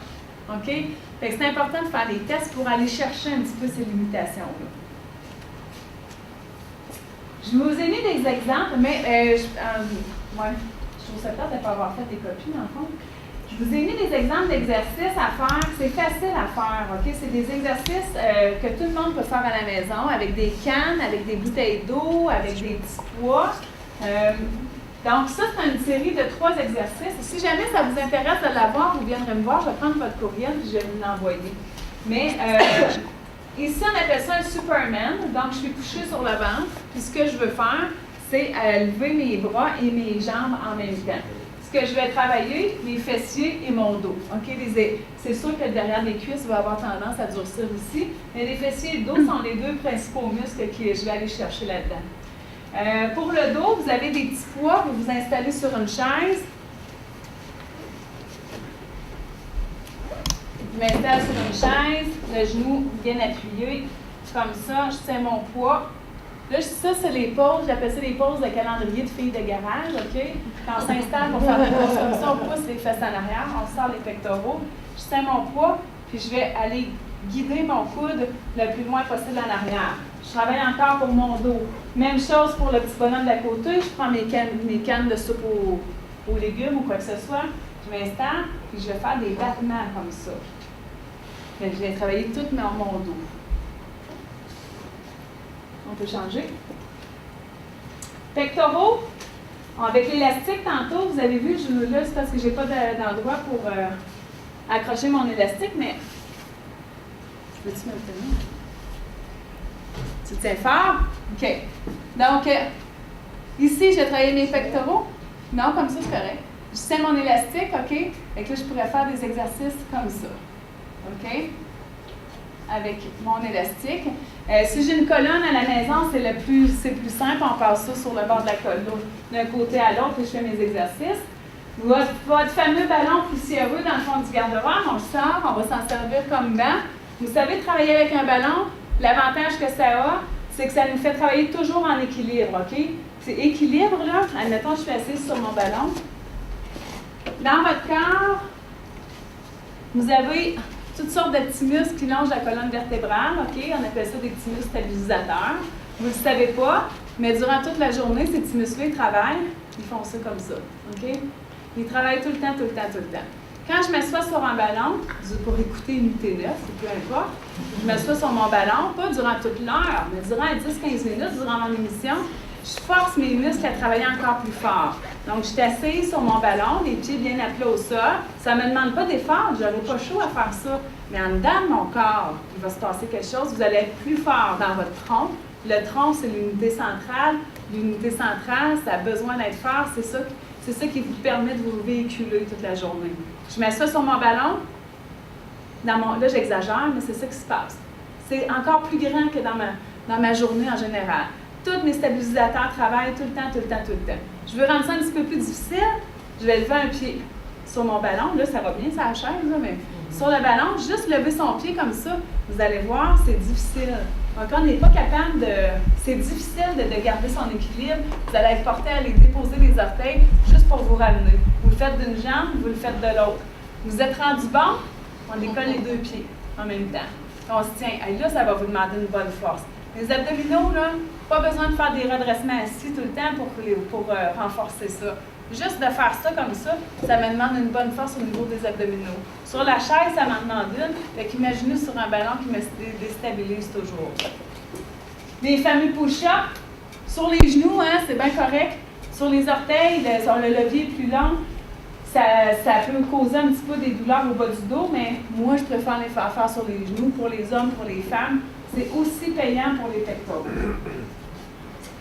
Pour l'unité centrale, les abdominaux, donc demi-redressement assis. Les abdominaux, là, c'est très, très... Avant, à l'école, on nous faisait faire ça complètement, on se redressait complètement. On ne fait plus cette technique-là, sauf dans un ou deux, mais c'est très rare qu'on va les faire faire. Juste décoller les omoplates du sol. Dès que mes omoplates sont décollées du sol, mon travail abdominal est fait. Tout le monde peut faire ça chez eux, dans le salon, dans la cuisine, dans la chambre à coucher, peu importe. Mon autre bonhomme ici, vous voyez, couché sur le dos, les jambes à 90 degrés. Tout ce que vous avez à faire, ramenez un petit peu les genoux vers la poitrine, votre coccyx va se soulever du sol, ramenez les jambes. Soulevez un petit peu, ramenez les jambes. Vous allez travailler vos abdominaux, exercice qui a l'air bien niaiseux à faire, ça ne l'est pas du tout. C'est un bon travail abdominal. Planche abdominale, là, lui, il a une jambe dans les airs, mais normalement, les deux jambes sont au sol. On s'installe au sol, sur les coudes, puis on tient la posture le plus longtemps possible. Comme les push-ups, je pourrais déposer mes genoux au sol dans cet exercice-là pour couper un petit peu le levier. Ça va m'enlever du poids, ça va être plus facile pour le bas du dos. Excellent exercice pour toutes les chaînes musculaires qui sont devant, les chaînes musculaires qui sont antérieures. Exercice pour les jambes, la fameuse chaise au mur, c'est un super exercice à faire pour les quadriceps. Il est négligé parce que je pense qu'on l'a trop fait quand on était jeune, mais c'est vraiment payant à faire. Ici, la marche, on appelle ça la marche de l'empereur dans le jargon des entraîneurs, mais en fait, c'est juste des fentes ou une genuflexion. Donc, je fais un pas, puis c'est mon genou d'en arrière qui s'approche du sol. C'est sûr qu'il y a des gens qui manquent de flexibilité ou de force, fait qu'ils vont le faire à moitié, puis il y en a qui sont forts, qui sont très souples, qui sont capables de descendre au sol. Oups, là, mon bonhomme, lui, il le fait en marchant. Donc, je me déplace comme ça. Exercice, les fentes qui travaillent tout le bas du corps au complet. En un seul exercice, j'ai travaillé mes fesses, j'ai travaillé mes cuisses, j'ai travaillé mes ischio-jambiers, j'ai travaillé mes mollets. Si je manque d'équilibre, je m'appuie sur une chaise, je fais mon pas, puis je vais aller là où ça me permet d'aller. Si je ne suis pas en mesure de descendre au sol, je ne descends pas au sol, je vais aller à la moitié de la fente. C'est pas grave, il y a un travail musculaire qui va s'effectuer là-dedans. L'autre, en fait, c'est juste le fait de monter ou de descendre. Là, il est sur un banc, mais ça pourrait être sur une marche d'escalier. Donc, j'ai une marche d'escalier, je monte, je lève un genou, je redescends. Je remonte, je lève mon genou, je redescends. OK? Donc, en fait, plus que c'est haut, plus que ça me demande une force musculaire, plus que c'est bas, bien, plus que je suis en méthode d'adaptation. Fait que je peux commencer avec une marche. Ensuite, je pourrais aller avec un banc d'appoint. Je pourrais monter sur ma chaise. Fait qu'on peut monter tranquillement comme ça pour rendre ça plus difficile. Je peux pas ne pas parler de la nutrition dans un processus d'entraînement. Parce que c'est directement lié. Okay? Après cette section-là, on va faire un petit programme d'entraînement. On peut continuer. La nutrition, ça a un lien direct avec votre poids, ça a un lien direct avec l'efficacité de votre entraînement, ça a un lien direct avec votre santé et avec votre niveau d'énergie. OK? Donc, si je ne mange pas assez, si je ne mange pas convenablement, je vais manquer d'énergie, mon entraînement ne sera pas efficace, je vais fouler juste pour aller me coucher. Ça va avoir c'est sûr que ça a un lien aussi avec mon poids. On peut continuer. Si vous êtes en train vous êtes dans un processus d'entraînement, ce n'est pas le temps d'être à la diète. Les produits écrémés, non sucrés, sans gras, on oublie ça, on enlève ça. Okay? Il faut, si je veux commencer à m'entraîner, ça veut dire que je vais avoir besoin de plus d'énergie puis plus de gaz dans ma journée. Si je retire tous les produits gras de ma poussette, si je retire tous les produits gras, si je prends juste du yogourt sans gras, du fromage léger, du lait crémeux, où est-ce que je vais aller chercher mon énergie? J'en aurai plus d'énergie parce que je vais retirer mon alimentation. Je recommence à m'entraîner. Je vais prendre du yogourt à 2 je vais prendre du lait à 2 je vais ajouter ces produits-là pour aller chercher mon gaz. Donc, je dis non aux carences. Des carences, pour moi, c'est quand je m'empêche de manger quelque chose. Ça, c'est une carence. Puis jamais dans votre vie, vous devriez dire « je ne mange plus jamais de tel truc ». Apprenez à manger de façon équilibrée, à vous permettre des choses une fois de temps en temps. Pardon, mais jamais vous carencer. Dites non aux diètes dispendieuses. OK, je n'ai pas besoin de les nommer, tout le monde les connaît, les super diètes de protéines. Moi, je vous dis, en tant qu'entraîneur, quelqu'un qui fait un régime protéiné, je ne prends jamais cette personne-là comme client. Les dangers pour cette personne-là sont grands. Elle va être en carence de produits, elle va être en carence de minéraux et de vitamines, puis ça se matche pas bien avec l'entraînement. Quand on s'entraîne, il faut que tout soit équilibré là-dedans. On dit non aux produits miracles. Ça veut dire les surplus de protéines, là, les poudres, des trucs comme ça. On n'a pas besoin de ça. Si on mange bien, on n'a pas besoin de ça. OK? Fait que, oubliez ça. Vous n'avez pas, ou les produits, là, les brûleurs de gras, puis tout ça, puis les produits pour vous donner de l'énergie avant l'entraînement. Si vous mangez bien, vous n'avez pas besoin de ces trucs-là, c'est ça. Dites non à tout ce qui est compliqué. Je ne vous l'ai pas dit au début, mais moi, je suis une fille lâche dans la vie. Quand c'est compliqué, je décroche tout le temps. Fait que dites non à tout ce qui est compliqué. Puis dites non au système de récompense. Qu'est-ce que je veux dire? C'est que si vous dites j'ai bien, je mérite ma poutine vendredi soir parce que j'ai bien travaillé toute la semaine. C'est pas un mérite, c'est juste d'équilibrer ces trucs. La poutine du vendredi soir, vous pourriez l'avoir tous les vendredis soirs, mais ratissez le format, puis mangez bien de façon équilibrée tout le temps. Dites oui au guide alimentaire canadien, à tous les groupes alimentaires, à l'équilibre et au bonheur de bien manger. OK? Guide alimentaire canadien, il est fait pour des gens qui bougent de 30 minutes à tous les jours.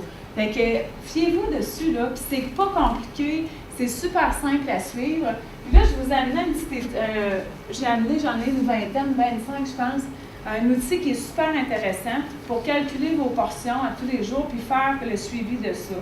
Donc, dans la première partie, mettons, je suis... j'ai pas mes lunettes. Mettons, je suis un homme de 51 ans et plus. Bien là, il m'indique que je devrais manger 3 portions de viande par jour, 3 portions de lait et ses tissus, 7 portions de produits céréaliers, 7 portions de fruits et légumes. Là, à côté, j'ai mes petites roulettes, je les pars toutes à 0 au début de la journée. Ça, je traîne ça dans la sacoche partout. Hein.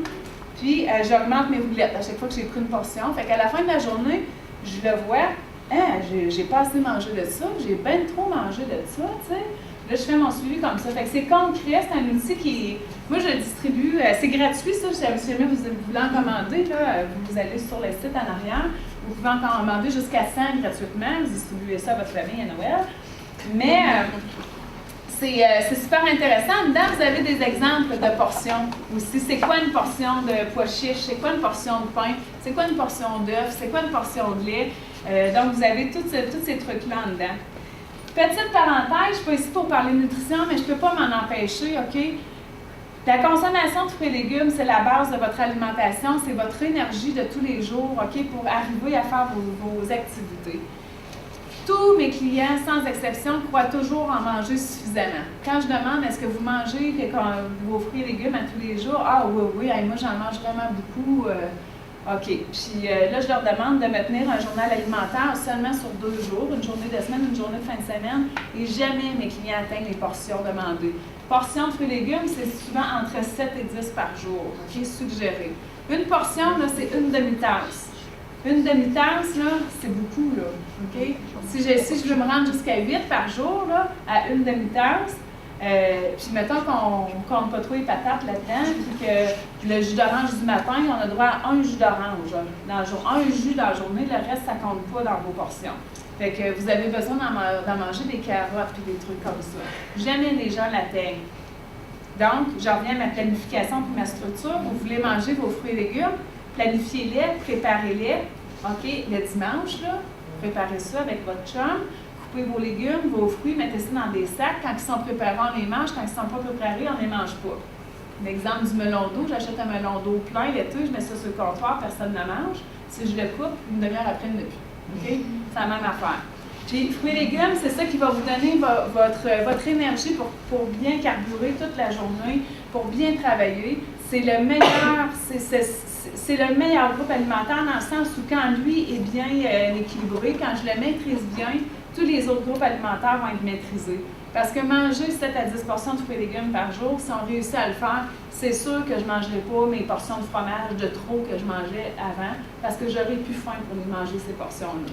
Fait que petit truc comme ça, je vais vous en laisser en avant, vous allez pouvoir en prendre avant de quitter. En conclusion, avant de passer à l'aspect plus pratique, faites des entraînements qui sont simples et qui permettent une progression. Ça ne sert à rien de vous lancer dans des entraînements compliqués avec des exercices que vous ne maîtrisez pas bien, des exercices que vous ne connaissez pas bien. OK? Allez-y avec des choses que vous connaissez. Monter, descendre des marches d'escalier, y a-t-il pas de plus facile que ça à faire dans la vie? Tout le monde a une marche d'escalier, une descente d'escalier pour aller dans la cave au 2e étage. Amusez-vous durant 5-6 minutes par jour à monter, descendre vos escaliers. Vous allez travailler votre cardiovasculaire en faisant cette façon-là, en faisant cet exercice-là. Non seulement vous allez travailler votre cardiovasculaire, mais en plus, vous allez avoir des fesses d'enfer parce que monter et descendre des marches d'escalier, ça muscle les fesses et les cuisses. Fait que servez-vous de trucs simples qui sont chez vous pour faire vos entraînements. Faites appel à un entraîneur au besoin. C'est pas dispendieux des entraîneurs privés, OK? Enlevez-vous ça de la tête. Des fois, ça peut juste vous motiver, bien vous guider, puis vous pister, puis vous donner comme la bague sur laquelle vous allez surfer pour un bon petit bout pour vous entraîner. Essayez de trouver ce qui vous allume. Qu'est-ce que j'aime, moi, comme entraînement? Est-ce que c'est d'aller marcher avec mes chums l'après-midi? Est-ce que c'est plutôt d'aller faire de la raquette? Est-ce que c'est d'aller jouer au badminton? Mais trouvez quelque chose qui vous allume. Est-ce que c'est d'aller faire de l'entraînement en salle? Des fois, il faut l'essayer. Puis ensuite, on va trouver un peu nos intérêts. Mais c'est sûr que aller en passant de natation, j'en ai pas parlé, mais excellent sport, complet. Fait que ça, des fois, on se dit, ben non, moi, je sais pas assez nager. Mais essayez-le donc. Allez-y dans un corridor de piscine. Il y en a des heures de piscine, de corridor. Il y en a le matin tôt, il y en a sur l'heure du dîner, il y en a après l'école, après le travail, puis il y en a le soir. Il y en a pour les horaires de tout le monde. À la piscine à Princeville, c'est tranquille. Vous avez votre corridor, il n'y a personne qui vous achète. Vous n'avez pas besoin d'être un nageur olympique pour aller là. Il y a toutes sortes de trucs, des planches, ici, comme entre les jambes, nous voyons des spaghettis. Comment? En tout cas, ça ressemble à un spaghetti, là, mais c'est pas ça que je cherche. Mais ça va vous aider à nager. Vous n'avez pas besoin, vraiment pas, d'avoir une technique extraordinaire. Mais aller nager, là, ça dérouille le corps, ça enlève la calcification des articulations, puis ça fait travailler votre cardiovasculaire très, très fort. Servez-vous du guide alimentaire canadien pour votre nutrition. C'est le meilleur régime de vie, le guide alimentaire, OK? Fait que servez-vous-en. Tout ce qui n'est pas dans le guide alimentaire, questionnez-vous, OK? Puis le guide alimentaire canadien, combiné à l'entraînement, c'est un mix parfait. Éviter les carences, ça veut dire éviter de dire je n'ai plus le droit du tout de prendre du chocolat de toute ma vie, j'ai plus le droit du tout de manger ma tarte au sucre ou les sucres à la crème de ma grand-mère. C'est pas comme ça que ça fonctionne. Apprenez à bien manger de façon équilibrée, puis vous allez pouvoir vous le permettre sans vous sentir coupable. Puis, PSEPL, planification, structure, équilibre et progression lente. Je vous l'ai dit plusieurs fois durant la soirée, c'est le plus important à faire. OK? Fait que retenez ces mots-là. Ça va? Je voulais vous montrer, avant de faire ça, parce que je sais qu'il y en a beaucoup qui marchent, OK, ici.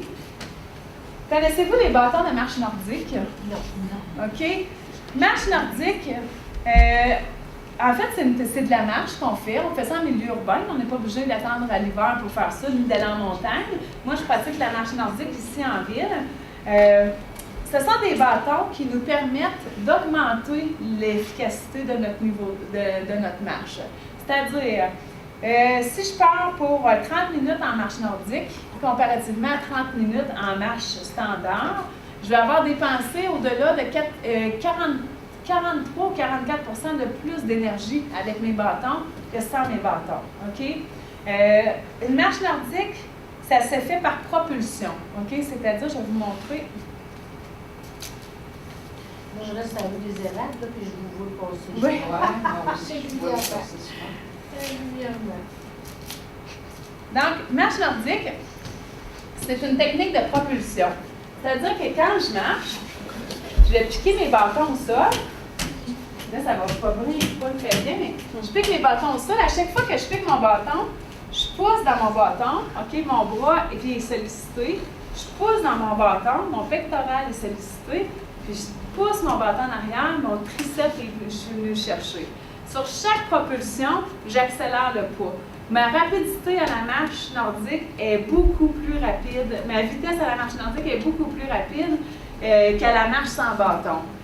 Chose extraordinaire, l'hiver, ça nous sécurise aussi. Parce que l'hiver, il y a des... là, moi, j'ai mis des caoutchoucs d'été, mais l'hiver, je pourrais y aller sans caoutchouc, juste avec les pines de carbone, ou je pourrais y aller avec des caoutchoucs, mais qui ont des pines de carbone intégrées, comme les choses qu'on met en dessous des chaussures, en fait, là, pour se protéger. C'est ultra léger, ça se fait super bien, facile à apprendre. Puis la dépense énergétique puis le gain musculaire est vraiment important avec les bâtons de marche nordique. Fait que si vous êtes des marcheurs et que vous voulez juste améliorer votre, améliorer votre cardiovasculaire puis vous donner un petit défi supplémentaire, c'est un super bon investissement. Okay? Pour une centaine de dollars, vous avez des bons bâtons de marche nordique. Ce qui est important, c'est d'avoir une ganse comme ça, comme une mitaine, là, pour rentrer notre pouce dedans, parce que juste des ganses normales, ça ne marche pas parce qu'on perd le bâton quand on veut se propulser. Donc, il faut acheter un bâton avec une ganse qui se porte comme une mitaine.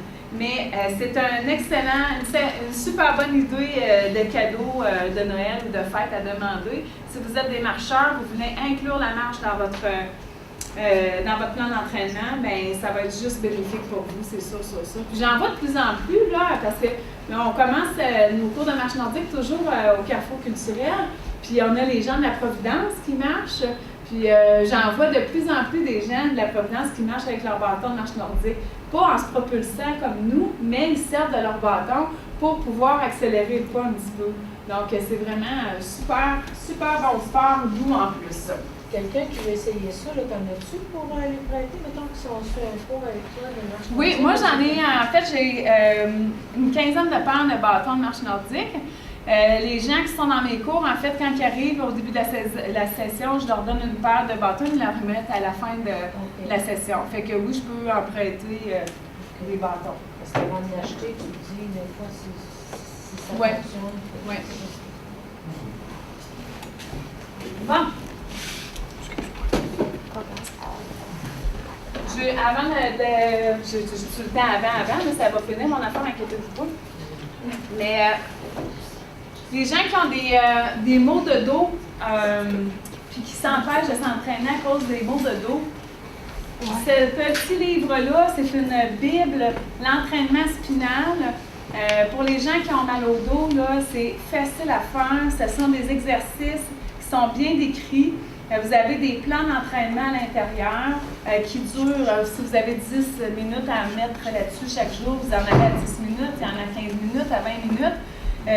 L'entraînement spinal, en fait, ça se sert beaucoup de la colonne vertébrale, OK?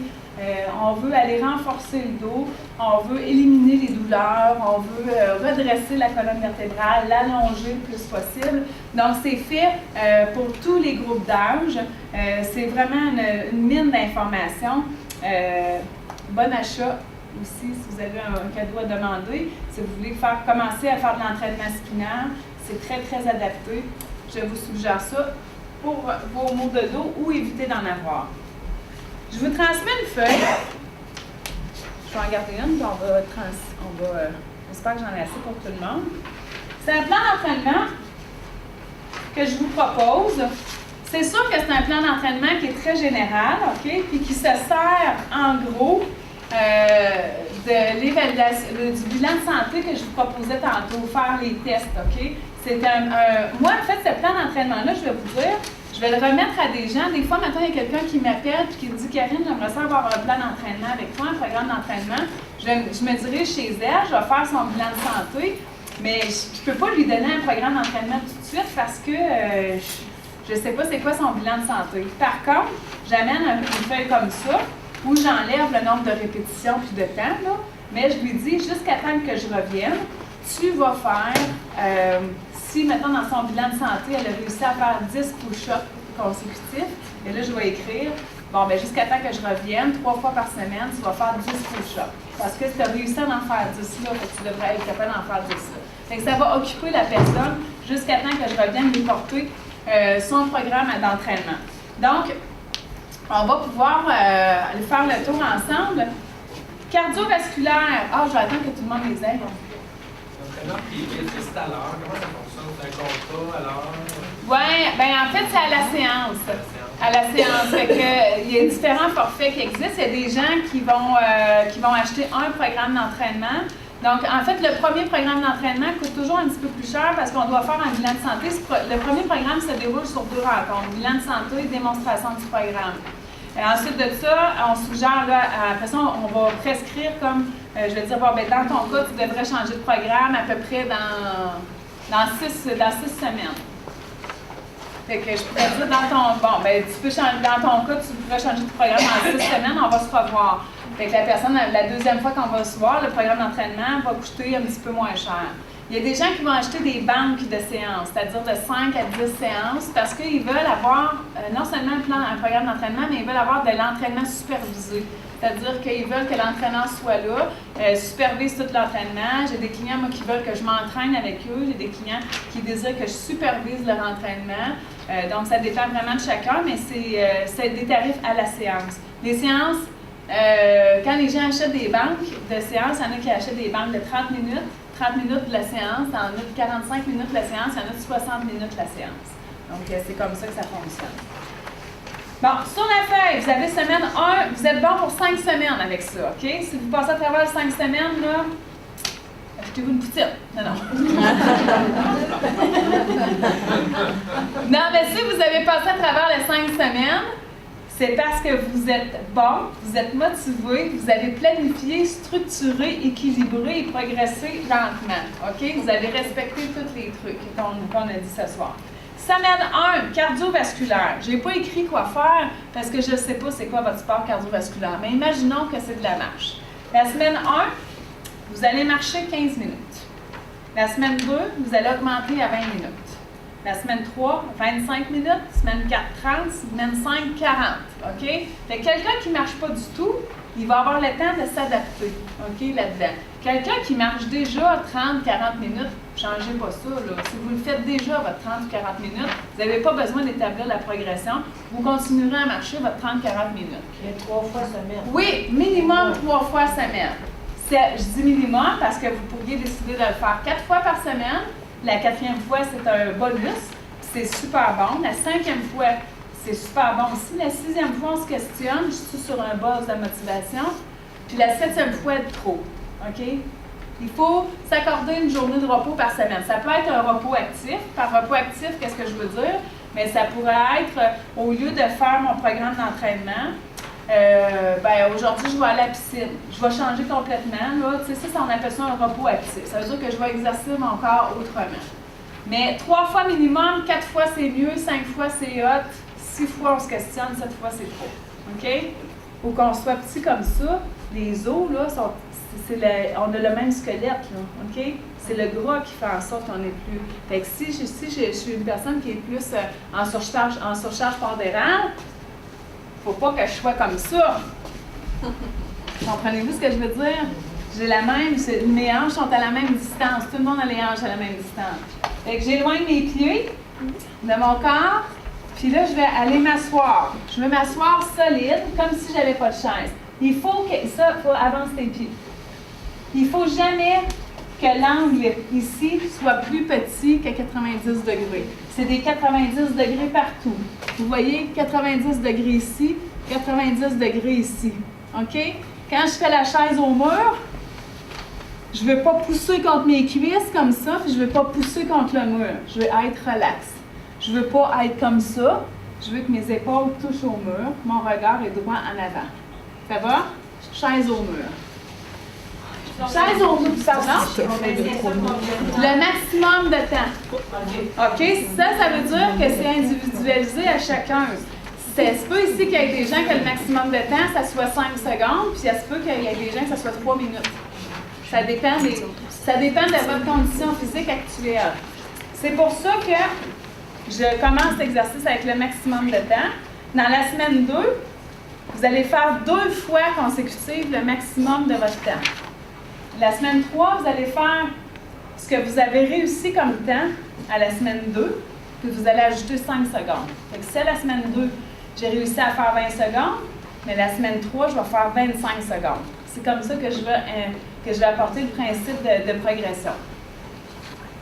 Demi-redressement assis. Vous m'installez au sol. Vous pouvez vous lever debout là, si vous ne voyez pas bien. Demi-redressement assis. Je suis installée au sol, les pieds bien à plat. J'ai les mains à la base de mes cuisses. OK? Ce que je veux pas voir, c'est des choses de même, OK? C'est pas un demi-redressement assis, il n'y a pas de swing là-dedans, là. Ça ne marche pas comme ça. Les pieds sont à plat au sol. J'ai pas besoin de personne qui tient mes orteils. Les mains à la base de mes cuisses. Puis là, l'effort que je vais faire, c'est d'aller coller ma colonne vertébrale au sol, parce qu'on a tout un espèce de creux lombaire. Moi, je vais essayer d'aller l'éliminer. Je vais aller coller mon dos au sol. Il est collé, je me redresse. C'est ça, un demi-redressement assis. Je ne me relève pas beaucoup, là. Juste mes omoplates qui décollent le sol. Mes abdominaux sont tous bien engagés. Aucun problème pour avoir mal au bas du dos. Il n'y a aucun danger là-dedans. C'est très, très sécuritaire. Ça ne tire pas dans le cou? C'est à ça que je voulais en venir. Les gens qui font des redressements assis, souvent vont dire « Moi, là, j'ai de la misère, ça me fait mal au cou. » Vous avez mal au cou parce que vous ne les exécutez pas de la bonne façon. Vous les avez mal au cou parce qu'au lieu d'initier le mouvement par les abdominaux, vous initiez le mouvement par le cou. OK? Vous y allez, vous propulsez votre cou. Mais c'est pas ça. Moi, je veux faire travailler mes abdominaux. Fait que qu'est-ce que je dois faire quand je suis au sol? J'imagine qu'il y a un crochet à mon nombril, puis j'ai une corde accrochée à mon crochet, puis je tire la corde, puis c'est mes abdominaux qui vont faire le travail. Comme ça. OK? C'est pas mon cou qui fait ça comme ça. Mais c'est normal d'avoir mal au cou, légèrement, durant quelques semaines, quand on fait des redressements assis, parce que c'est la seule fois dans la vie où ma tête est supportée par mon cou dans une autre posture que quand je suis debout. Quand je suis comme ça, ma tête est directement sur mon cou, fait que ça ne me demande pas beaucoup d'effort. Mais quand, aussitôt que je l'envoie vers l'arrière, ici, là, ça me demande ça me demande de les faire. Je fais jamais ça. Fait que si je m'en allais tout le temps comme ça, demain, j'aurais mal au cou. OK? Fait que c'est des courbatures. Donc, les courbatures, bien, en fait, c'est le temps que votre cou se muscle à pouvoir garder votre tête dans cette posture-là. Mais si vous suivez la règle de partir le mouvement par les abdominaux et non pas par le cou, ça devrait éliminer une bonne partie du problème. Ensuite, les push-ups. Là, ça vaut la peine que je sorte mon petit coussin. Les push-ups, hey, là, quand on dit ça aux gens, là, hey, moi, je ne suis pas capable de faire des push-ups, c'est bien trop difficile. Ah, OK. C'est bien trop difficile, je vais me faire mal, je ne suis pas capable. Tout le monde est capable de faire des push-ups. Comme je vous ai dit tantôt, moi, je fais des push-ups sur les genoux, OK? Parce que, premièrement, quand je fais des push-ups, je travaille mes muscles pectoraux, OK? Que je sois sur mes genoux, que je sois sur mes orteils, dans mon cas, ça ne change rien. Ceux qui le font sur les orteils, en fait, c'est qu'ils vont chercher un petit peu plus d'intensité. Le poids du corps est plus lourd à lever. Ça va chercher plus la chaîne, tout, ça va travailler jusqu'à mes quadriceps. Tandis que quand je le fais sur mes genoux, en fait, je vais couper mon levier, fait que je vais travailler un petit peu plus juste le haut du corps. Comment je m'installe? Je m'installe comme si j'allais faire un push-up de gars. Les mains qui sont directement sous mes épaules. Puis là, je vais aller déposer les genoux au sol. Je vais croiser mes chevilles. OK? Là, je suis en position de push-up. Et puis là, je vais faire mon push-up. En fait, plus que je suis fort, plus que je suis capable d'aller bas, et moins je suis fort, ou si j'ai peur de me blesser à l'épaule, je vais juste moins bas. Je vais juste comme ça. J'allège la flexion. Donc, les gens qui ont peur de se blesser à l'épaule, faites une flexion qui est moins grande. N'inquiétez-vous pas, vos pectoraux vont travailler quand même. Puis si je me sens assez fort, bien, je descends un petit peu plus bas. OK? Mais si vous avez la chance d'avoir quelqu'un qui vous regarde, là, regardez bien ce que je vais faire. Il faut vraiment pas avoir peur du ridicule, là. Un push-up, une pompe, c'est pas comme ça que ça se fait. OK? C'est comme ça. Parce qu'on en voit tout le temps. Des gens qui vont faire leur push-up avec les fesses comme ça. Là, c'est juste les bras qui travaillent. C'est pas ça que je veux. J'allonge le corps, je me mets en posture de planche. OK? Vous voyez, si je mettais une ligne, là, la ligne traverserait tout mon corps. Comme ça, puis là, j'y vais. J'approche mon nez du sol. Comme ça. Ça va? Ça, c'est après 6 semaines. Ah, mais non, vous allez en faire au début, là. Moi, au début, je vous en propose 10. Mais si, là, vous n'êtes pas capable d'en faire 10, vous commencerez à 5, vous ajusterez votre programme d'entraînement. Moi, je ne suis pas en arrière de vous avec un fouet, hein? Non. Non. Oui, ça n'a pas d'importance. Oui. Quelqu'un qui a mal à l'épaule, c'est très bonne. Quelqu'un qui a mal à l'épaule ou quelqu'un qui est très. Ouais, mais c'est pour ça que je mets le tapis. Couler le tapis. Quelqu'un qui n'est pas capable de se mettre. Ah, ouais. Bonne. Donc, on s'installe à un mur. C'est exactement la même posture. Je m'installe au mur. Les mains qui sont à la largeur de mes épaules, comme ça. Je m'éloigne du mur, puis je fais mes push-ups. Je m'approche. OK? C'est une variante qui est un petit peu plus facile, mais qui permet aux gens qui ont des limitations comme les genoux ou qui ont un mal aux épaules. Pire, hein, pour Oui, c'est beaucoup moins pire. C'est beaucoup moins pire. Fait que ça, c'est une variation que vous pourriez apporter à votre programme d'entraînement. Ensuite, planche abdominale. Planche abdominale. On s'installe au sol. Les coudes directement sous les épaules. Puis là, défense d'accoter les pieds dans un mur, OK? Parce que le principe de la planche, là, c'est d'être fort de partout. Là. Donc, je m'installe comme ça, les mains bien à plat ou en prière. Puis, quand je suis prête, je me soulève. Puis là, j'ai le poids de mon corps, OK? Chose à ne pas faire, on ne cherche pas à ressembler au pont de Québec, ni à une banane, OK? Donc, je vais être droite. Si j'ai l'impression que mon dos est en train de faire un arche comme ça, j'arrête. Ça veut dire que mes abdominaux ne sont plus assez forts pour me soutenir. Donc, il faut vraiment être très, très solide. Même chose, si j'ai mal si je ne me sens pas assez fort, mais je peux la faire sur les genoux. OK? Je travaille mes abdominaux, mais avec une variable qui est un petit peu plus facile.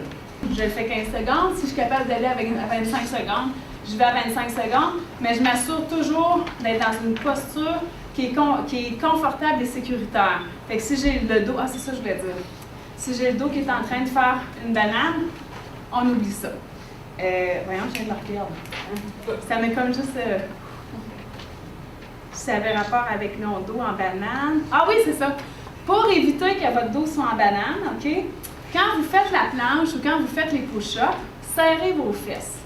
Comme si l'homme de votre vie est à côté de vous, puis il y a un petit pet sec qui veut sortir. C'est pas, là, il ne faut pas faire ça devant l'homme de notre vie. Ça fait 35 ans, c'est pas grave. Ah! Fait que, ce qu'on va faire, c'est que on va serrer les fesses un petit peu, OK? Juste pour se retenir un peu. Puis tout de suite, là, quand on fait l'exercice de serrer les fesses, on vient de gagner 30% de nos abdominaux. 30% des abdominaux, là, sur une planche ou sur un push-up, c'est suffisant pour se protéger le bas du dos, puis en faire 1, 2 ou 3 de plus. OK? Donc, c'est un bon truc à faire. Chaque fois que vous faites un exercice qui demande de la résistance au niveau des abdos, vous serrez les fesses, là, que vous venez de gagner en force de façon considérable. Et finalement, le pont, pour travailler le dos, parce que là, vous avez vu, en fait, ce que je vous donne comme plan d'entraînement, c'est quelque chose qui travaille tout le corps au complet. Là, il nous manque le dos. Donc, pour le dos, je m'installe au sol.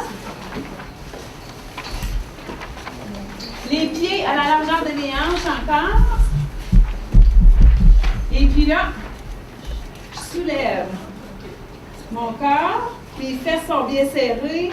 Mes ischio-jambiers sont bien tendus. Et puis là, je viens de travailler tout le bas de mon dos qui est tout contracté. Je descends. Je recommence. Je descends. Fait qu'un exercice facile à faire. Oui. Mais ça, c'est un bon exercice de renforcement.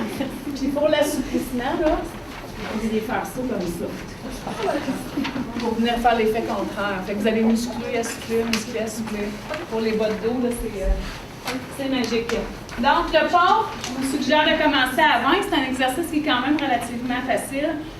Donc, je pense que tous les gens sont en mesure d'en faire 20. La semaine 2, vous allez faire 2 séries de 15. Semaine 3, 2 séries de 20. Semaine 4, 3 séries de 15. Semaine 5, 3 séries de 20. OK? Ça va? Entraînement en flexibilité, je vous ai mis 3 choix d'exercices. Mais écoutez, la flexibilité, c'est pas bien compliqué, là. Vous voulez assouplir vos pectoraux, mais trouvez-vous une posture dans laquelle je vais assouplir mes pectoraux. Les pectoraux sont ici, mais je peux les assouplir comme ça. Je peux me mettre dans un cadre de porte, les mains de chaque côté, puis je m'empêche d'avancer. Je peux me serrer mes mains à l'arrière, puis éloigner mes mains. Donc, pour l'assouplissement, cherchez des postures dans lesquelles vous allez venir chercher un étirement d'une chaîne musculaire. On n'est pas obligé d'assouplir tout le temps les mêmes. On essaie de changer les chaînes musculaires une fois de temps en temps. Mais si vous avez une chaîne musculaire importante à assouplir, puis facile à assouplir, c'est tout ce qui est derrière le corps. Puis une bonne façon de le faire, on appelle ça la pince. J'inspire, j'expire, puis je me laisse tomber comme ça. Tout mon derrière est en assouplissement. Mes mollets, mes ischio-jambiers, mes fesses, le bas de mon dos. Puis là, je détends les épaules et je remonte tranquillement. Fait qu'un super exercice à faire, bien payant, puis qui va vous permettre d'attacher vos chaussures bien longtemps. C'est bon? Est-ce que vous avez des questions? As-tu des groupes là, qui commencent prochainement avec les bâtons? Là, on a une session qui est commencée depuis 4 semaines, jusqu'au mois de mai, mais c'est un groupe où les gens peuvent se joindre facilement parce qu'il n'y a pas de progression en fait là-dedans. Le truc, c'est que les premiers cours, vous apprenez à manier les bâtons. Là, quand je reçois un nouveau, moi je vais m'occuper du nouveau, les autres vont marcher, puis on va suivre les gens à la marche. Mais un coup que le maniement des bâtons est bien compris, c'est de la marche, hein? La marche nordique, on fait juste marcher, on a une petite station musculaire à faire, mais sinon, l'intégration est facile. Qui allent vite ou moins vite? On fait des boucles. Parce que dans tous les groupes, ça arrive, c'est des gens qui marchent très vite, des gens qui marchent moins vite. Fait que dans ça, moi j'ai un sifflet puis un fouet. Non, j'ai juste un sifflet. J'ai un sifflet. Donc, dans le fond, quand les gens ont pris une bonne distance, je vais souffler. Ou de façon naturelle, là, maintenant les gens sont habitués. Ils regardent en arrière. S'ils voient qu'on est loin, ils font une boucle. Fait qu'ils vont revenir nous chercher. Ils vont se mettre. Fait que c'est ça. Oui, exact. Exactement. Fait qu'eux autres vont faire un petit peu plus de millage que nous autres. Puis nous, ça nous permet de se pratiquer. Puis de... Ça, c'est quoi? C'est 2 fois semaine? Cette session-ci, c'est une fois semaine, le mercredi. Je vous laisserai ma carte. J'ai des cartes à faire en avant si jamais les inscriptions dans les cours vous intéressent, voir c'est quoi l'horaire, je vais pouvoir vous le transmettre. Ça va? Bien, merci beaucoup. J'espère que j'ai répondu. Merci, j'espère que je vous ai apporté des connaissances, le goût de vous entraîner, puis que j'ai été le petit pied au derrière qu'il vous fallait pour sortir dehors, puis commencer à structurer ça et planifier ça demain. Si jamais vous avez besoin d'autres informations, n'hésitez pas à me contacter, ça va me faire plaisir. J'adore travailler avec les gens qui désirent se mettre à l'entraînement. Je suis très généreuse de mes connaissances, donc soyez sans crainte, puis je ne suis pas gênante non plus. Fait que n'ayez pas peur de me contacter. Merci beaucoup. Merci.